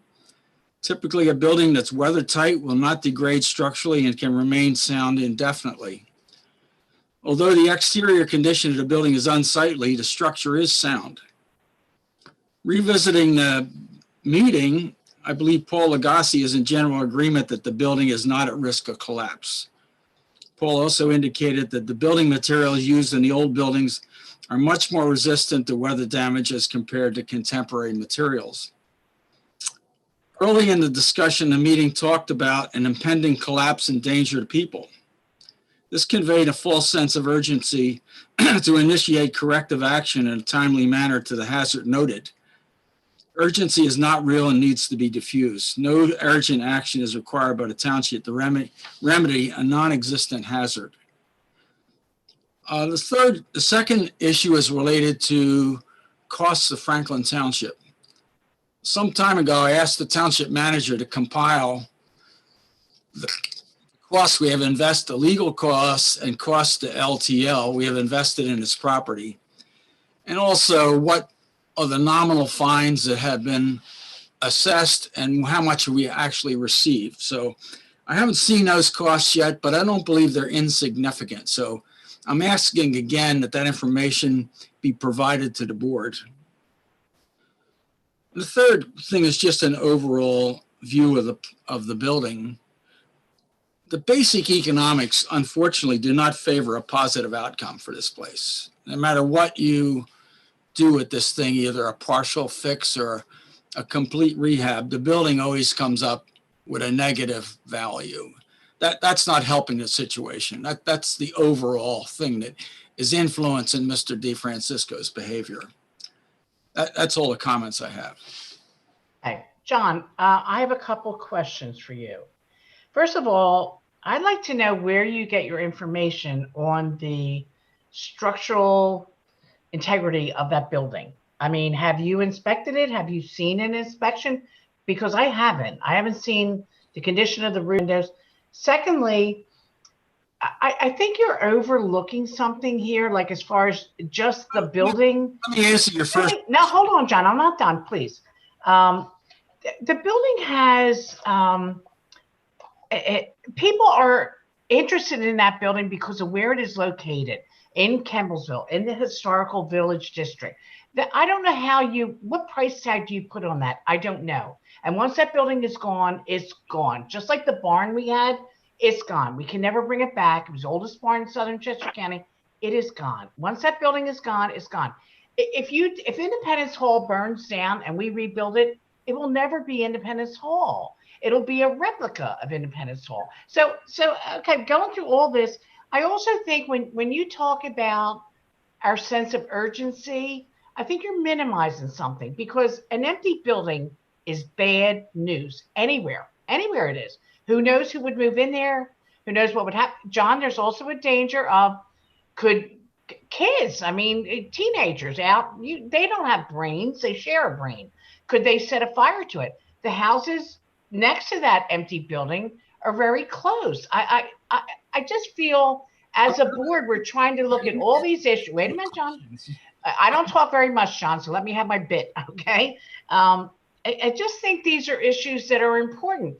I don't think you're looking at the whole total picture of what's going on with that building. I really don't. All right, I'm done, John.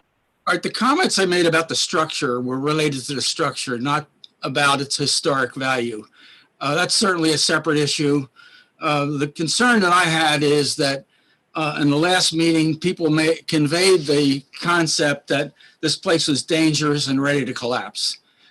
I'm familiar with these kind of buildings. I owned an old building very much like this thing that was weather tight and it was in decent shape and it was really old. So I understand that from that aspect. We also had experience with old buildings with the old J.G. West barn, and that barn failed because the outside was not maintained and weather got in all the different places.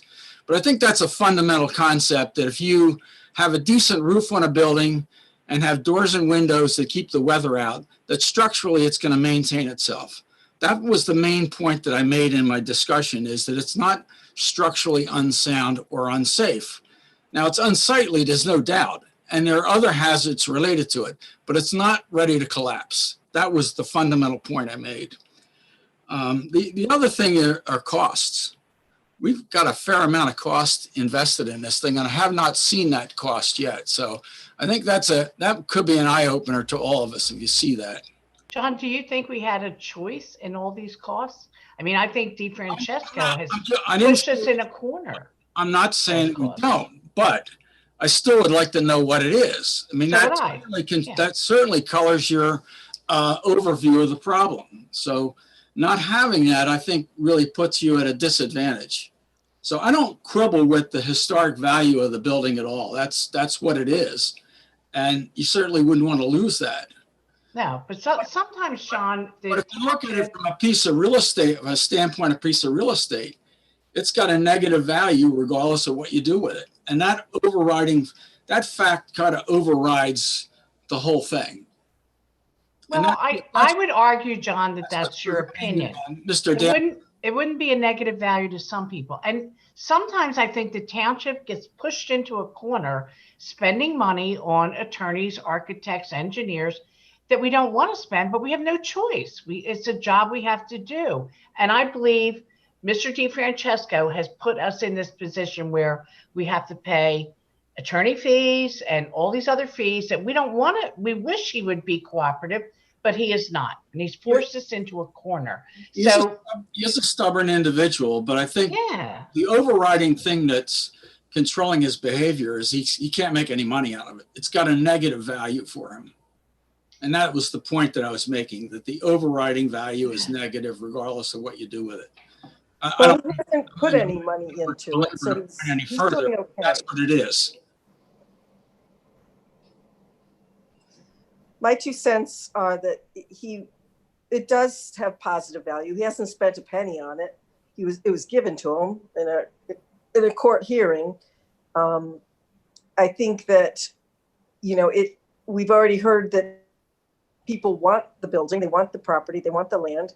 And for us to help move it off of this, we're entracted in this fight with someone who really doesn't want to move forward. So there aren't many options for us as a community. And I do think the building's unsafe in terms of its ability to go up in flames. And a number of people have expressed concerns about that. So we do need to do something. And he's pretty much eliminated, we've learned the courts are not going to be the way to go at $8 a month, the fine or whatever it was. We just have to look at a different way of doing this.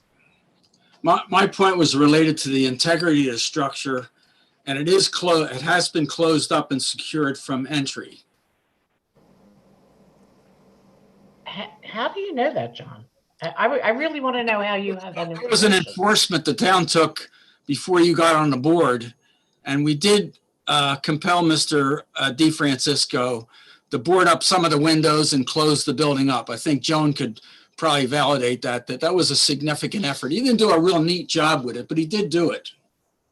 Okay. Did he fix the hole in the roof? Yes, he did. Yes. He did? Okay.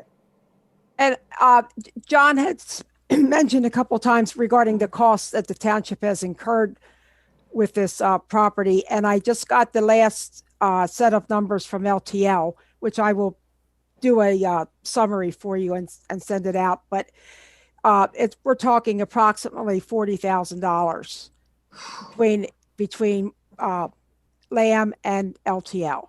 And we were, Mark, if I'm wrong, correct me, but I think we so far haven't been entitled to $300 in fines because the judge found this last one that was $500, found him not guilty. So he won't have to pay that. Is that correct, Mark? That's correct. I mean, the criminal fines have never been, the hammer is there, but so far we haven't found a judge to that's been willing to really lay that hammer down in a significant way. Okay. All right. Any more discussion on Appleton Road? If not, Mark, I'd like you to move on and give us an update on Lexington Point. I've had a discussion with Stan Corbett. Basically, where that is, plans were submitted late last year, and Stan had provided his comments to those plans in mid-January, a fairly extensive comment letter, and we have not heard anything back from that comment letter. We've reached out to their attorney, and we're trying to. I mean, it's their timeline. It behooves them to move the project forward so that they can try to get this done. So I don't necessarily feel the need to try to move them along, but that's where the process lies right now. It's been about 4 weeks now since that letter was issued. And so I think their plan is to start building in the spring, right? So that's, like you said, that's on them to want to get that going. Well, they have to get these plans approved by Stan's office. And again, Stan had a fairly significant review letter, several pages long. So they're going to have to revisit that in order to get that done. And we'll certainly let them know after this meeting tonight that if they want to move their timeline forward, then they need to start addressing these issues, because we don't want them coming to the township in the spring again, asking for some special dispensation. We've laid out the timeline, and we'll make them follow it. Okay. And John, I thought there was some issues with the property itself, where there was some phone line issues, or somehow the people that needed to be alerted about things not working weren't getting the alerts. Has that been repaired? Not at this time, because the phone line is the issue. It's a Verizon line, and Verizon is not quick to move on those things. So URS was going to send an inspector out every day until the phone line is repaired. And Keystone has reached out to me to let me know that they think they have a workaround plan that they can put in place until a new phone line can be installed. And they will reach out to the inspector from URS to make sure that he's in agreement with it. So they're trying to address that. And the other issue was the condition of the driveway going down Right. there. So they assured me that they would be that would be taken care of. So if the weather's not, well, depending on the weather tomorrow, Jeff can go out and take a look at it, because they were supposed to do that today. Okay. Yeah, it just always seems to be something. I think the telephone line's important because it automatically reports a high level condition in the tank and remotely, and allows somebody to go out there and take timely action, start pumping or whatever. But that's an important function. We need to stay with that one. Okay. Any more questions or comments on Lexington Point? And if not, John, could you kind of give us a wrap up on Hess Mill Bridge? I'm going to give you. Which is beautiful, John. Did a great job. Thank you. I appreciate it. It'll be a short report because we've talked about it a good bit, and I think we'll have a very extensive report when we actually commission the bridge sometime in the spring. So tonight I'm just going to do a very quick report with some economics. I mean, the bridge was completed in mid-December. It's open for traffic. The surface is relatively smooth. Traffic's been using it without any issues. We completed the base asphalt paving on the bridge and the guardrails. But we still need to put a wear coat, about 1.5 inches of asphalt, of fine asphalt on top of the bridge, and blend that back into the road on each side. That'll be done in the spring when or warmer weather, could even be in early summer when we get hot asphalt available. So that'll be a little bit of an additional cost, but I'm going to go over the current costs. The estimated cost for the bridge in our grant application was $404,715. The actual expenditures are $393,900, which means we're currently underrunning the project by $10,814. Some of that overrun will be used for the asphalt I spoke of. Looking at the grant situation, when we look at the cost to the township of $393,900, we received from the Chester County Conservation District $271,000, giving us a net cost to the township of $122,900. So certainly the grant, and we sincerely appreciate the Conservation District helping us with this project. But even at $123,000, it was really almost a bargain for the township. We might have gotten a bigger grant if we had waited just a little longer. You know, the COVID thing really upset the Conservation District, and we might have gotten a little bit higher grant if we waited a little longer, but the board decided that the risk of waiting was too great because the state's out of money, and who knows, you could actually lose the whole grant by waiting. So that's why we proceeded what we have. So I think overall the township did it pretty well. At one point we were looking to do this project strictly on our own without grants, and the grant came up in a very timely manner. So it was a good project, and all we need to do is do some finished paving in the warm weather, and hopefully we'll have a commissioning ceremony out at the bridge when the weather is accommodating. That's all I have on this. So John, do you think we're going to come in really close to what the number was originally after the paving and everything? I don't know. We got a $10,000 buffer, so we'll find out fairly soon. We start fussing with the road program, we'll get an indication of what that cost will be. But I don't think it's going to exceed the 10,000 by very much. Oh, that's great. That's wonderful. We'll see what that scope of work is, but overall, the township's done very well with this bridge. So, yeah. If I could just add, you know, it's been really well done. You've done a nice job, John, and managing it. And you know, we've had some pretty bad storms this summer, and so and fall and winter, and so I think it's good that we got that bridge fixed when we did. I think. Yeah, one of those storms washed out our temporary bypass system completely.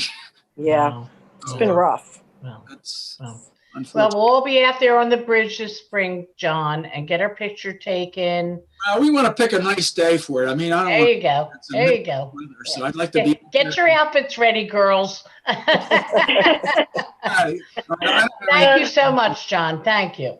Before we get into that ceremony, we'll have a really thorough report. We go over all the issues with it. But I thought that's all we needed for tonight. All right. Thank you, John. Thank you. All right, Nancy, you are up. About ordinances. Oh, wait. The good news is no motion required. The board will discuss the following ordinances. Solar ordinance. The board will discuss introducing the Green Energy Alternative Ordinance, draft number 3, 8/29/19, as a starting point for review by the PC. Do you want me to read all three and then we'll come back to them? Yeah, that sounds good, Nancy. Thank you. All right. The second one is the conditional use violation fees. So separate ordinance. The board will discuss the conditional use violation fees, charges, and expenses. This was briefly discussed in the January Board of Supervisors meeting.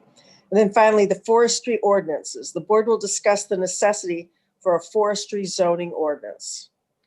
So I guess, Mary, you're probably the one most active in the solar ordinance. Do you want to give us an update of? I will. Okay. I attended a webinar put on through PSAS, but it was put on by Penn State. And I hope all you guys, did anybody listen to it? Okay. Anyway, it was 75 minutes and it was awesome. It was put on by an attorney who is an energy attorney, and he's also a professor at Penn State. He is currently looking at, and I'm going to get the number wrong here, but at least 2,500 solar ordinances all over the country. Hasn't found one he likes yet. Bottom line, at the end of the webinar, the important thing is, he said, get a solar ordinance on your books. He said, you can revisit it in 5 years, you can tweak it. But I thought the huge thing he said was, if we send you our ordinance, will you look it over? And he said, yes. So I've looked over, and I have talked to Joan. I made notes, went down and talked to Joan. She said, Mary, we have all this already. And I compared what's in our book to my notes, and we have everything.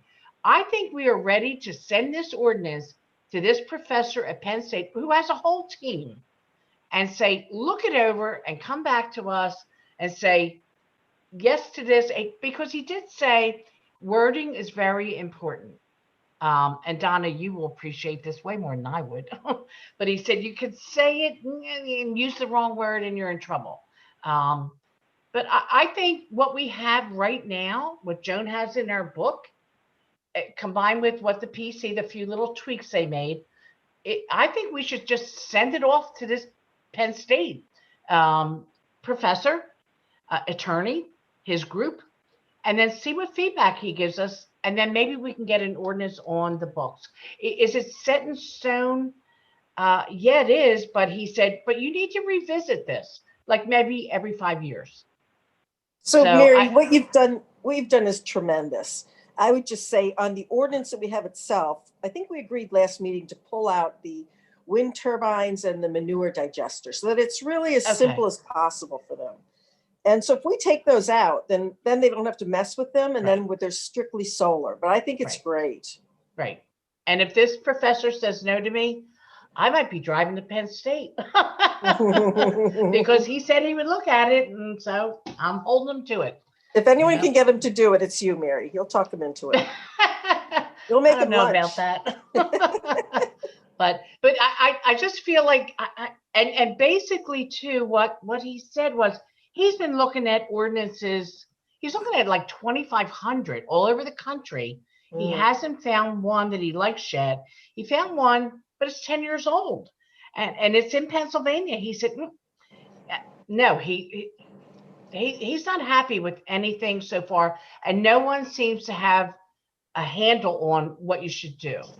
But he said there are certain requirements, and he said once you have them in place, at least get something on the books. That's the big deal. Get something on the books. Yeah. So I don't know. I kind of think what we have, what Joan put in our books, maybe, and even send them the few little tweaks from the PC, send it and see what feedback we get. And then we can bring it up again and say, okay, here's what we're going to adopt.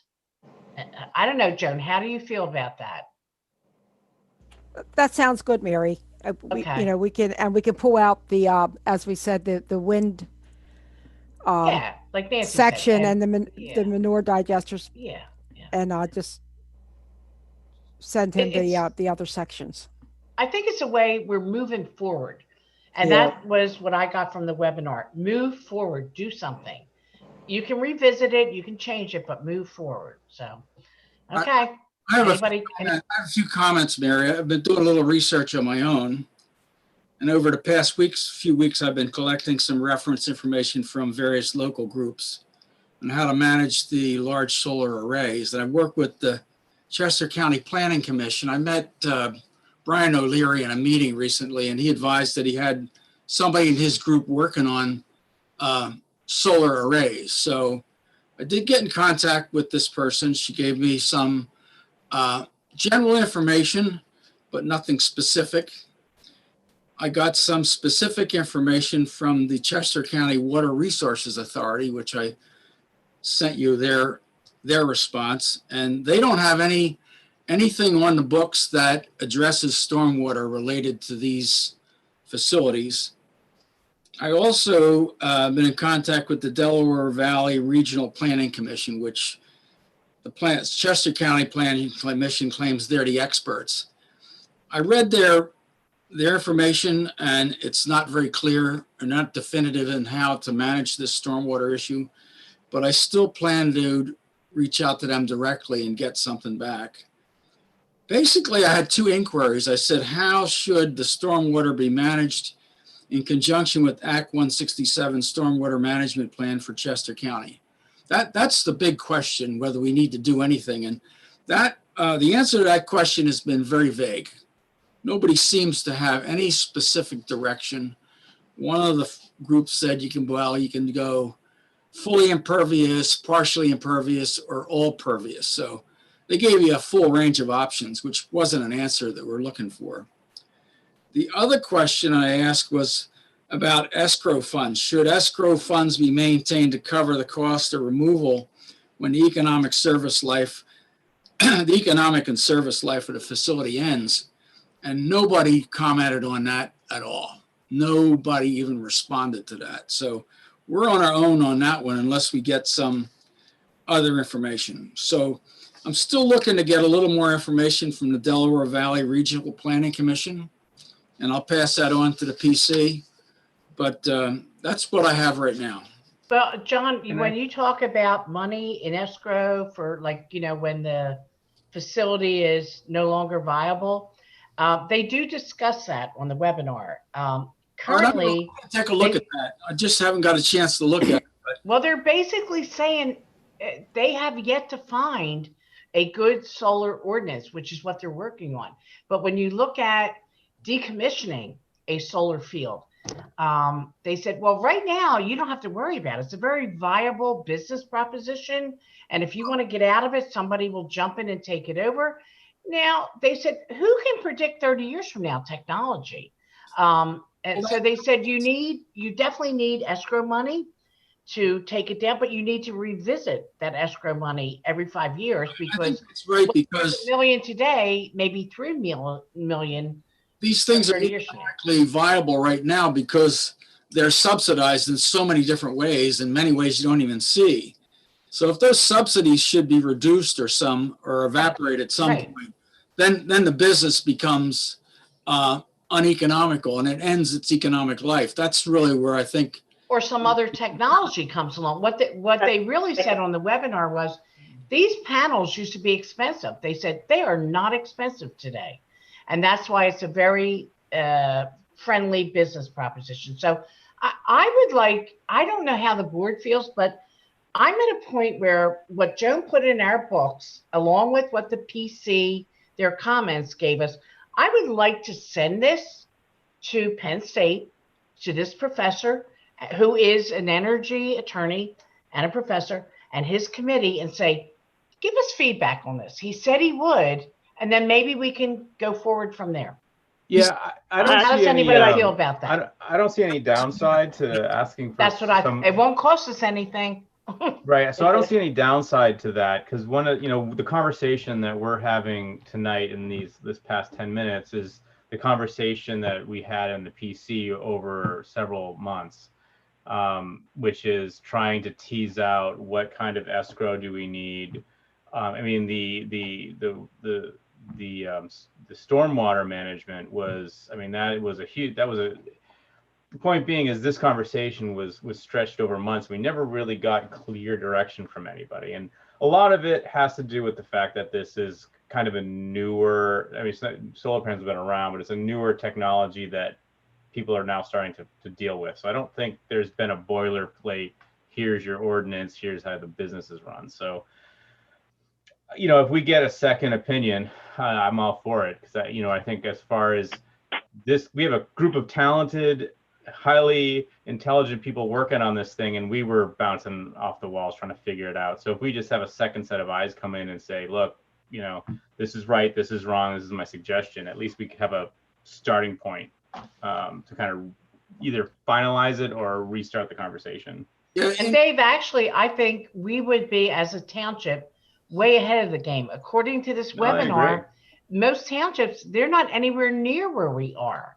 So if we could forward this to Penn State and get the reaction, comments, whatever, I think we're way ahead of the game. And then we can have, I guess, a better discussion.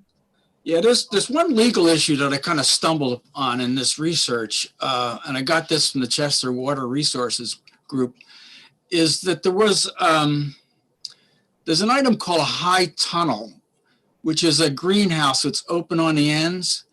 And by any measure, it's an impervious surface. It's just like a house or a building that sheds stormwater.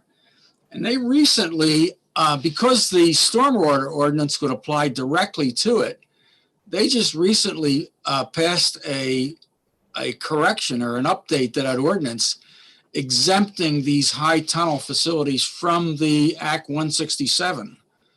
So it's possible at some point that they may have to exempt these solar panels from it, because in reality, Act 167 applies to them. And we already see that in one legal action. I'm pretty sure I sent you those notes, so you can take a look at it. Okay, so as a board, do you think we could send what Joan has put in our books out to Penn State and hopefully get, I don't know when we'll get a response, but get a response and then bring this discussion up again? And John, you and I are going on a field trip to Penn State. I see it coming. All right. My question is, the only comment I make to Joan is just make sure it's all the same color font. I don't want the professor to think we have two different things. So he should look at it as a complete package and let him rip it apart. Take the crayon and marker out of it. And oh, Donna, I'm real good at playing dumb. Okay, I'm real good at that. One thing you may happen, he may be representing a legal firm and just trying to get some business. So there may be some charges after he looks at it. All right, I didn't think about that, John, but it's possible. But he's been an energy attorney, and now he's at Penn State as a professor. So I don't know. We encountered something like that, similar to that, when we were looking at these mini cell towers, and there were lots of attorneys around who did talks to various groups and all, but in reality, they were legal firms looking for work. We eventually got our own firm, Lamb Mackerlin, to produce the document for us. So, all right, we'll get Mark on him. Okay, expedition. Mark, we'll give you his name.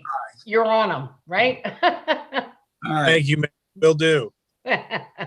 Okay, now what's the next one? Conditional. We're done with solar ordinance.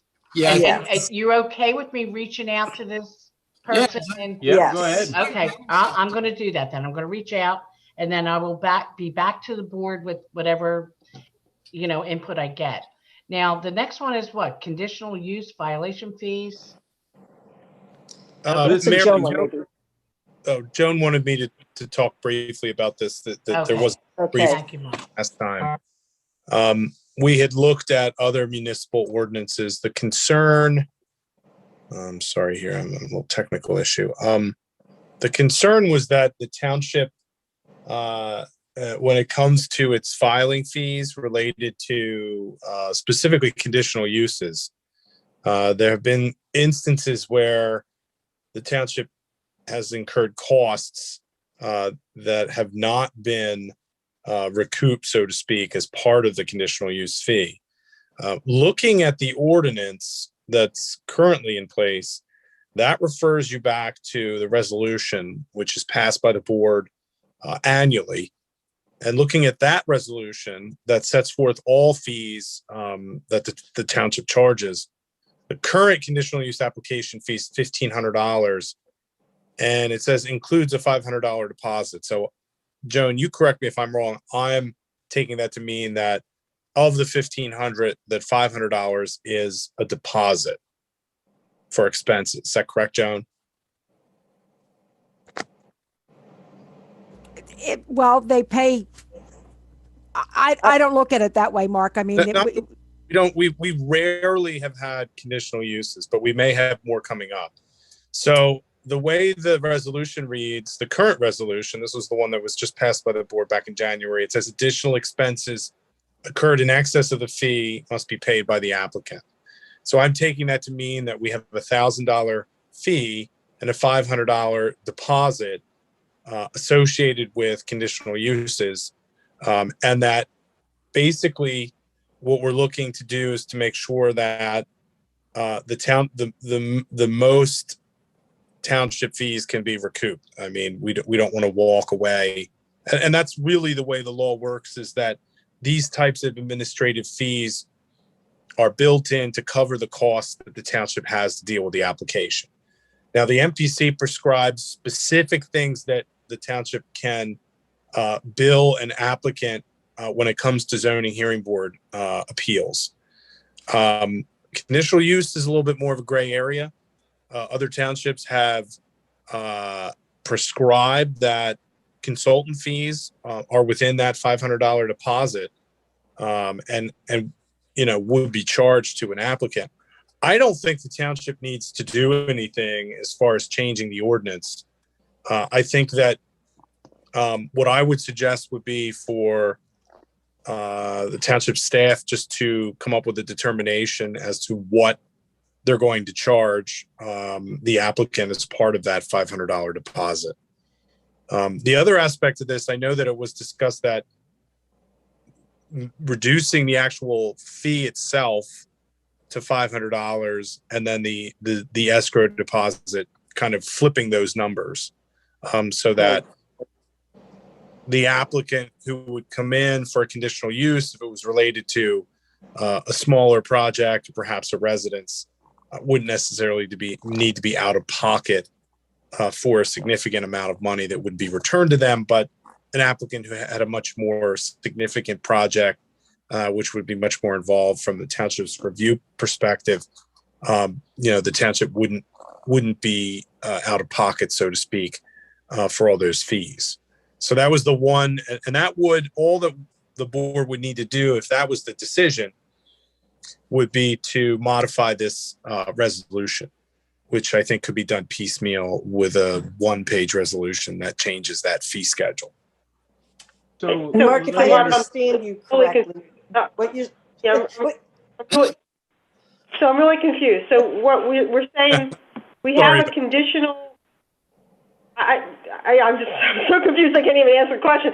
So we have the $500 deposit. The fee's $1,000, and we have to, but the person has to put down $500, and then pays another $500 or pays whatever money. well, so current, Joan, do you want to? The current fee is $1,500 is what they've always paid. And how much do they get back? Nothing, right? Well, right. That's what to go away from. I thought at the last meeting we talked about a $500 initial fee, and then whatever the cost is what they have to pay. Right. We just keep asking for more in escrow until they get, so that we don't sustain the costs of a large conditional use project. So, Mark, the way you just described it is the the ordinance is already set this way. Did I understand you correctly? That we already have. Yes, I believe so. So when we have a conditional use, I don't want to say hearing, a process, someone's going through a conditional use process, we, the township, incur a lot of costs, and the more complicated the conditional use, the more the cost is. Do we then, at the end of that process, send the applicant like an itemized bill of all the costs, or is it just the $1,500? I'm confused at how this works. I honestly don't know what happened in the last instance. What we've always done ever since I've been at the township is the $1,500 that's it. That's what they pay. And if it's more, in the case that Nancy has brought up before about the Chisel Creek property, that has gone well beyond the $1,500, and I. So the ordinance says we should be billing that person. Is that what Mark just said? Is that we should not be incurring those costs? Dave, I don't necessarily. The resolution as it reads now, and this was the one that I just looked at from back in January, says conditional use and says $1,500 as a fee. Yeah. Then it says includes $500 deposit. So I'm not sure I think that's So- more so- like what the practice and procedure of the township is as it relates to that $500 deposit. It doesn't sound as if it gives the township the authority to keep escrowing money. It sounds so- very. Well, What no, we- it doesn't. What we want to be able to do, Mark, is at the end of the process or during the process, whatever it is, if you want to come in and you spend our money, like you're paying for this, right? So somebody comes in and does this complicated conditional use waiver or whatever it is, and we're spending thousands and thousands of dollars in engineering fees. The township residents don't pay for this developer's business idea. You know what I mean? So we've got this situation now where if you pay $1,000, you can use up as much township resources as is required to do your conditional use waiver. And that's what I'm trying to avoid. Right. Right. Well, it does say in the resolution that any additional expenses incurred in excess of the fee shown above must be paid by the applicant. Now that, that say to me that. So we're sending the most recent applicant per our ordinances a bill. Is that what's going to happen? Well, this was just passed. Yeah, this was just passed last month. Right. But my point is that, like, if there's an applicant that comes in, we will. How does that get taken care of? We send them a bill at the end of the process, or do we? I'm just trying to understand what the implication is, or how we actually move forward with this process. But I'm just totally confused. Then that's in the resolution that we just passed this month. You're saying we've already taken care of this? Well, I'm reading the resolution. The fee schedule resolution? Yes. Because we've never ever been in the position to bill applicants for any extra fees. So if we change something. Right, and I'm not suggesting that it's entirely clear, and I'm certainly suggesting that we revise this so that it is a little more clear, but the way that it reads now, it suggests that if there are additional fees incurred by the township, that those fees would be paid by the applicant. Again, it's not entirely clear, Dave, that a township has authority to collect all fees associated with reviewing a conditional use application. So I guess what we need to tell you help- that if a conditional, in some townships, if a conditional use application would lead to a land development, and when you talk about land developments, the township has the ability to recoup all its fees. So what other townships do is they say to an applicant, as part of a conditional use review, you're going to agree to pay all of our review fees because we're going to do it as part of land development. And you can't get your review fees free, essentially, as part of the conditional use application. So I would suggest that we revisit this language that's in the current fee resolution. I mean, I think the initial question was, do we need to modify the ordinance? Yeah. That the answer to that is no. Okay. Because the fee resolution is all that the board needs to consider. And so at the last meeting, the discussion was, do we want to modify that fee schedule to provide for a $500 fee for a smaller project, and then an escrow that could potentially be returned if that $500 fee was not used up? Yeah, and I think we all agreed to that. Did we? Everybody okay with that?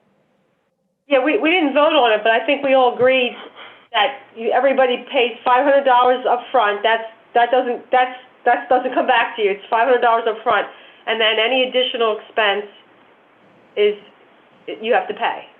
Right. Yeah. But And we if you- should if you escrow don't incur funds. it, we give it back to you. But so the Right, $1,000 would right, be right. escrowed, correct? Right. Okay. Yes.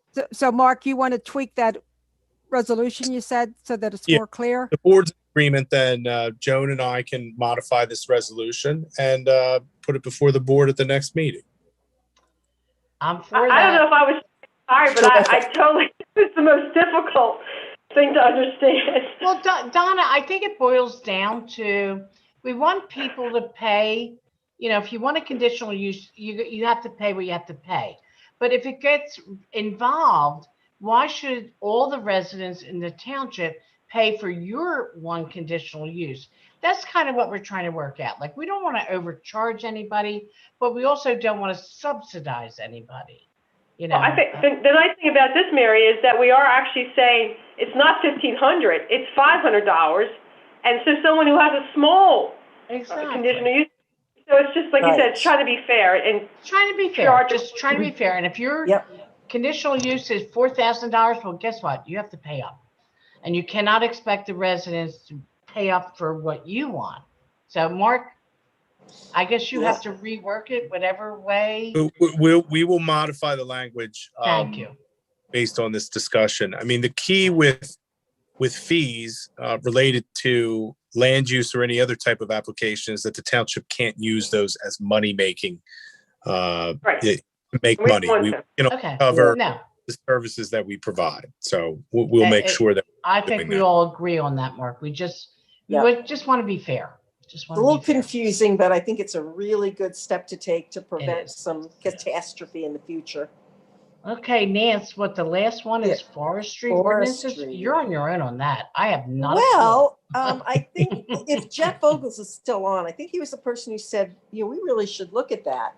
And as it stands now, we have no rules about clear cutting or anything. Well, we have, so what we have is, a timber harvesting ordinance and a timber business ordinance. And so a forestry ordinance isn't necessarily anti-clear cutting.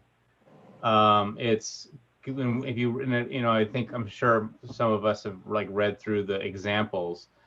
There's a number of, I guess, pre-existing, I'm cycling through the book now, so I'm sorry if I'm confused here, that you can't, it sounds like the township might actually their hands might be tied to what we can do around forestry activities. And so, so for example, the language is pretty similar. It's all, and it basically says zoning ordinances may not unreasonably restrict forestry activities to encourage maintenance and management of forested or wooded open space and promote the conduct of forestry, blah, blah, blah, blah, blah. Including but not limited to timber harvesting shall be permitted use by right in all zoning districts, even in every municipality. And our zoning officer sent us and I just kind of skimmed these. So they all kind of have the same language that, here's another one, in accordance with section 603 of the MPC, timber harvesting of timber is permitted as of right in all zoning districts. Like, it's almost like having this ordinance is just, it's almost, we could put it in, but it basically says you're allowed to do whatever you're allowed to clear forest. So it's right. So we might not want that ordinance. That might not be the one that we want, but harvesting. The touchstone for me is looking at what happened on Route 1 in Longwood and asking myself, what did that township have in its ordinance to clear cut all that land and then just leave it? It's a mess. I mean, it just looks terrible. So I think that's where Jeff Vogels was coming from. And Jeff, he's not on the call anymore. Yeah. So I think the goal here, and unfortunately Jeff's not on, was to have some guidance on whether or not we want to put this forward. I don't know what you're talking about, the clear cutting situation and what that township did on Route 1, or what's on their books. But I mean, I know telling people how to take care of their land. I mean, if they leave a mess, and I don't know, once again, I don't know what that is either, Nancy, but if someone does something to their land and it leaves a mess on the road, or it does something that another ordinance takes care of, then I think we need to get them on that. But I don't think I want a forest ordinance so somebody has to come in and have a permit to cut a tree down. It's their land. They Maybe should be not able to. one, but what if someone wants to clear Their cut land. the land behind your house? I think the one of the issues Really? we had in the past with timber harvesting operation wasn't with really the timber harvesting. It was the mess they brought out onto the road, where they did not have a temporary gravel driveway or tire scrubbers to prevent, mud and dirt being drawn out on the road. But I think we have ordinances that would cover that. Joan, didn't that happen the south on Appleton Road there? Somebody was cutting a lot of trees down and made a mess, and we eventually straightened that out with an ordinance. Well, it wasn't with the ordinance, but Jeff Vogels did talk to them about, as you said, leaving a mess. We had another situation that it actually was in a development, and that one of the residents was wanted to clear the trees, sell the trees off of his land, which he did, but they made roads, constructed dirt roads, to get into his property, and it created a mess on the Township Road, which was in his development, and it created because of the heavy equipment, that we ended up stopping them and saying, you need to put up some security for our road, and then you can continue, which this person did. So that's something that makes sense. But I'm not so sure. Jeff Vogels doesn't feel that that's in an ordinance, that we currently have that. I mean, that gentleman. You could generate an ordinance that covers that particular issue regardless of its source. If somebody does some temporary construction somewhere, certainly forestry could be part of it, where they create a mess, dragging dirt out onto the road. You could ask them to put in a section of temporary gravel, which they had to remove, and then some tire scrubbers to clean up the tires as they come out. But I'm not sure you need a forestry ordinance. I mean, the MPC's pretty clear that you cannot really restrict somebody from harvesting their land. In fact, it's just how you go about it and what you leave in its wake, I think, is important. So this is a conversation. Let me finish that. I did a little looking into this. Clear cutting a forest is a valid way of rehabbing it. In fact, that's the preferred way, is to clear cut it so that there's no canopy and you can regrow the thing with new trees. If you just allow it to degrade by itself, it takes a really long time and it looks really messy as all the old trees fall on top of each other and nothing really get growing up through it. So clear cutting a strip through there and then replanting is a valid way to rehab a forest. So I'm not sure. Right. Now you're saying replanting. So clear cutting alone is not valid, and it's what happened. I don't know how, I mean, every time I drive by it, it's just horrible on Route 1 by the mattress factory. So is that a private, so is that, It's was a that, private, was that absolutely. Yep. I guess my absolutely. question is that, was that just a private landowner who decided to clear his property? Yes, and there's no problem with that if there's nothing to the ordinance. The problem is that he didn't replant anything. He didn't even clear up the mess. It's just a big denuded area that I'm sure, actually I could probably go to that township and find out how they've revised their ordinance, because I have to believe they have after that. And so really Jeff started all this, and without Jeff on the call, it's a little difficult. None of us are experts, obviously. Well, so I think maybe we should just hold off on that. Nancy, if you're done, can I make a comment? I signed up for this 9-part webinar series through PSAS, but it's presented by Penn State, and I thought they were an hour each or an hour and a half each, and I'm always a week behind.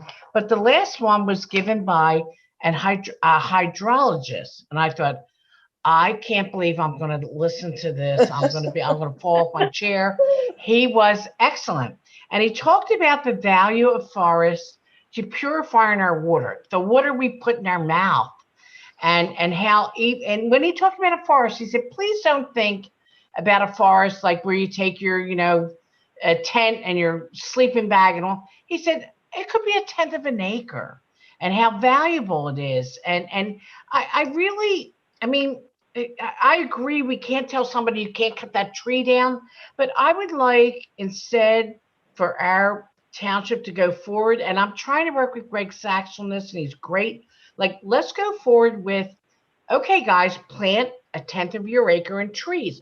They also said meadows are not as good as forests, but they're pretty darn good in keeping our water pure and also, you know, stormwater management and all this. And I would like our township to go forward with this. Like, you know, like, let's teach our people how to plant a meadow, plant a little mini forest. And, you know, but I agree. I'm never going to tell anybody you can't cut your tree down. No. So Mary, you're not saying create an ordinance, you're saying more of promote. Promote, educate and promote. Yes. Okay, yeah, I will not support an ordinance telling somebody how to work their land, but I am totally different from saying, look, this is good practice. There's a positive that goes along with it. Exactly. And when people don't know, they don't know, but if you educate them, then they say, oh, I could do that. You know, and I'll take an action to talk with Jeff, and I'll also talk to the township that had the strip cutting. Yeah, without Jeff here, we really can't have a conversation. No. If I could just add, I have been involved in several acre law cases involving forestry ordinances. As everyone's aware, forestry is agriculture. It's protected. Therefore, and you know, John pointed out the MPC has a specific provision indicating that zoning ordinances cannot overly restrict forestry. That being said, there are several cases before the Attorney General, one involving the situation that you had mentioned on Route 1. I think that's Pennsbury Township. Yes. Which was reviewed. Yeah, which was reviewed by the Attorney General. I can certainly look at those ordinances. That there's definitely a regulatory aspect to logging, so to speak, and there are ordinances. There's a plan that needs to be provided, and I believe that's on the county level. But I could certainly get Joan the ordinances that I've been involved in.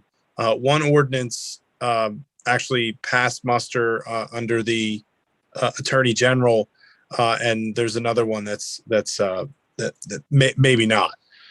But there is a regulatory scheme that's set up. There is a place for the township to take some action, and some ordinances are just a few pages long, and some townships have a real problem with forestry. So I can get you something to look at. That would be very helpful, Mark. Yeah. Yeah, And there's a big difference in taking a couple trees down and what they did on Route 1. I mean, it's awful what they did. It's awful. It's just awful. And I understand it. Forestry done correctly, you know, promotes the environment. Yeah, so exactly. A positive thing for the forest. So, Mark, have you talked to, sorry, if I could get a word in. Mark, have you talked to Pennsbury? Are they changing their ordinance, or what have they learned from this? I have not spoken to Pennsbury, and I had talked to an attorney as part of the work that I had done who was involved in that probably 2 years ago. So I couldn't tell you where Pennsbury is right now, but I do believe that they have an ordinance in place. Okay. Nancy. I think it's important to note that there are at least two major ordinances that limit what you can do with forestry. The MPC specifically prevents you from regulating forestry. And then Mark mentioned that forestry is an agricultural operation and it's protected by the acre law, which is another all-encompassing regulation that can prevent townships from telling somebody how to harvest their land. So there's some significant legal obstacles if you had passed an ordinance. So I think you need to be very careful. Okay, so everybody, so we'll go forward and we'll get comments from you, Mark, going forward. I'll get you an ordinance I know that has passed muster from the Attorney General. Okay. That'd be great. Any more comments on this forestry ordinance? If not, we are approaching public comment at the end of the meeting. Now, I'm going to make one minute comment, and anybody else who wants to say anything, you're free. I just want to mention that Governor Wolf has put forth his budget proposal, and in it, he has again put a dollar number on townships, what we should pay for our Pennsylvania State Police. It's very high for where we live in Franklin Township. It's only a budget proposal. It's not law yet, but I would really encourage everyone to look at it because, Joan, I can't find my paperwork, but it's around $118 per person. Yes. Am I right? Yeah. Over $500,000. I mean, Joe and I, it's two of us, $118 a piece. But if you have 2 or 3 kids, hello, Dave. I think that's a significant amount of money, and it's very high compared to many other townships in the state. What is their criteria? I'm guessing it must have income, and I don't know what the criteria is, but I would encourage everyone to look at this and follow it because, as you know, once it becomes law, you're stuck with it. So what has it been, Mary? Mary, this has been tried before many, many times. It's his 5th try, John. It has been successful, but my guess is going to try to drive it pretty hard, but it's an enormous cost on the township. Exactly, and he fudges it every year. And I'm not opposed to supporting the state police. I'm really not. But why do we have to pay $118 a head, and another township is paying $12 a head? Yeah, I don't know. I think maybe there's a better solution. I'm only sending the public comment out there. I want everybody to look at it and watch it and get engaged, and maybe get a Representative John Lawrence engaged, and whoever we have to get engaged to, so that we don't get hit with a doggone big bill. There's also a proposal to increase the income tax by 67% on some people. So yeah, I don't know. Well, this is the information we need to share, John. So anyway, that's my only public comment. Any more public comment out there tonight?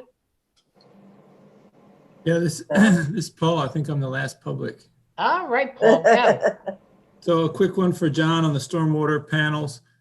John, they should be considered an impervious surface. We talked about it many times in the Planning Commission, and it was compared to a wooden deck, right? A deck has spacing, but it doesn't have the ability to redirect the water. The water seeps through often enough that it still perks into the surface.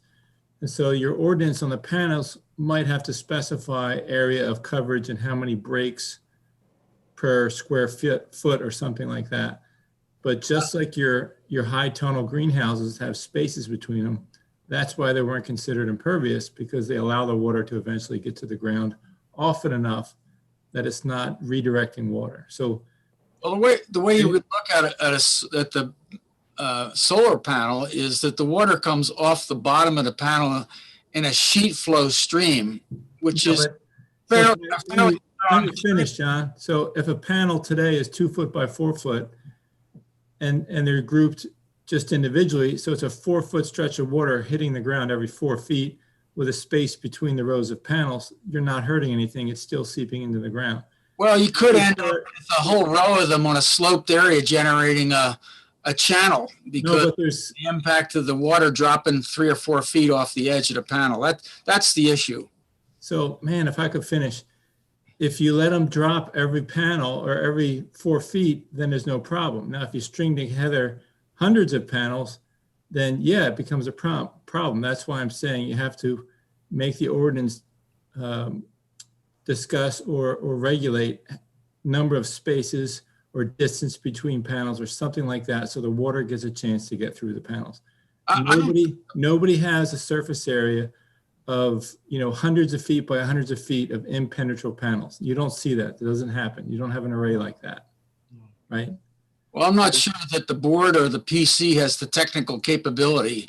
Yeah, you have these things called what are they called? Engineers. Yeah, engineers. They can figure it out for you. The other one is I think you guys really need to read your timber harvest plan, because we have controlled and I shouldn't say that controlled. The timber harvest plan just requires that the people have a plan to do their foresting. You can't stop them from foresting, but they have to have a plan. And that includes erosion and sediment control. So the stormwater and the forestry work together. If you go clear cut a steep slope and you're gonna have all that mud running down into the river, then you're violating stormwater. So you have to have a plan. Where are you gonna put your hay bales? Where are you gonna put your silt fence? Do you need it? Are you just taking a few trees here and there? You might not need anything. So you guys should look at, or have Jeff look at your timber harvesting plan. I think you might be already covered. That would be good. Paul, I mean, in that plan, does it normally require people to clean up the site afterwards and replant, or is that not required? No, it's not required. Huh. But I don't remember. I'm honest, I don't remember. But I remember when Stonegate wanted to cut down a couple dozen trees along their entrance. Our compliance officer stopped them and told them they needed a timber harvesting plan. And we told them. I'm in Stonegate and they cut it down so they could replant them. They were too close to the road. So. Well, actually, they were dying. You had like half of your trees on the entrance that goes to Chesterville Road were dying. And so they just wanted to cut them down and replant them. And Dwayne gave them a hard time, and we told Dwayne to cut it out. Yeah. Okay, sounds like we all have some more to learn on that topic. Yes, we do. Any more comments, or otherwise we're going to adjourn this meeting? No more comments? All right, it's 9:48. We are going to adjourn. Thank you, everyone. Thanks, folks. Great meeting. Very good meeting. Thanks, Mary. Thank you.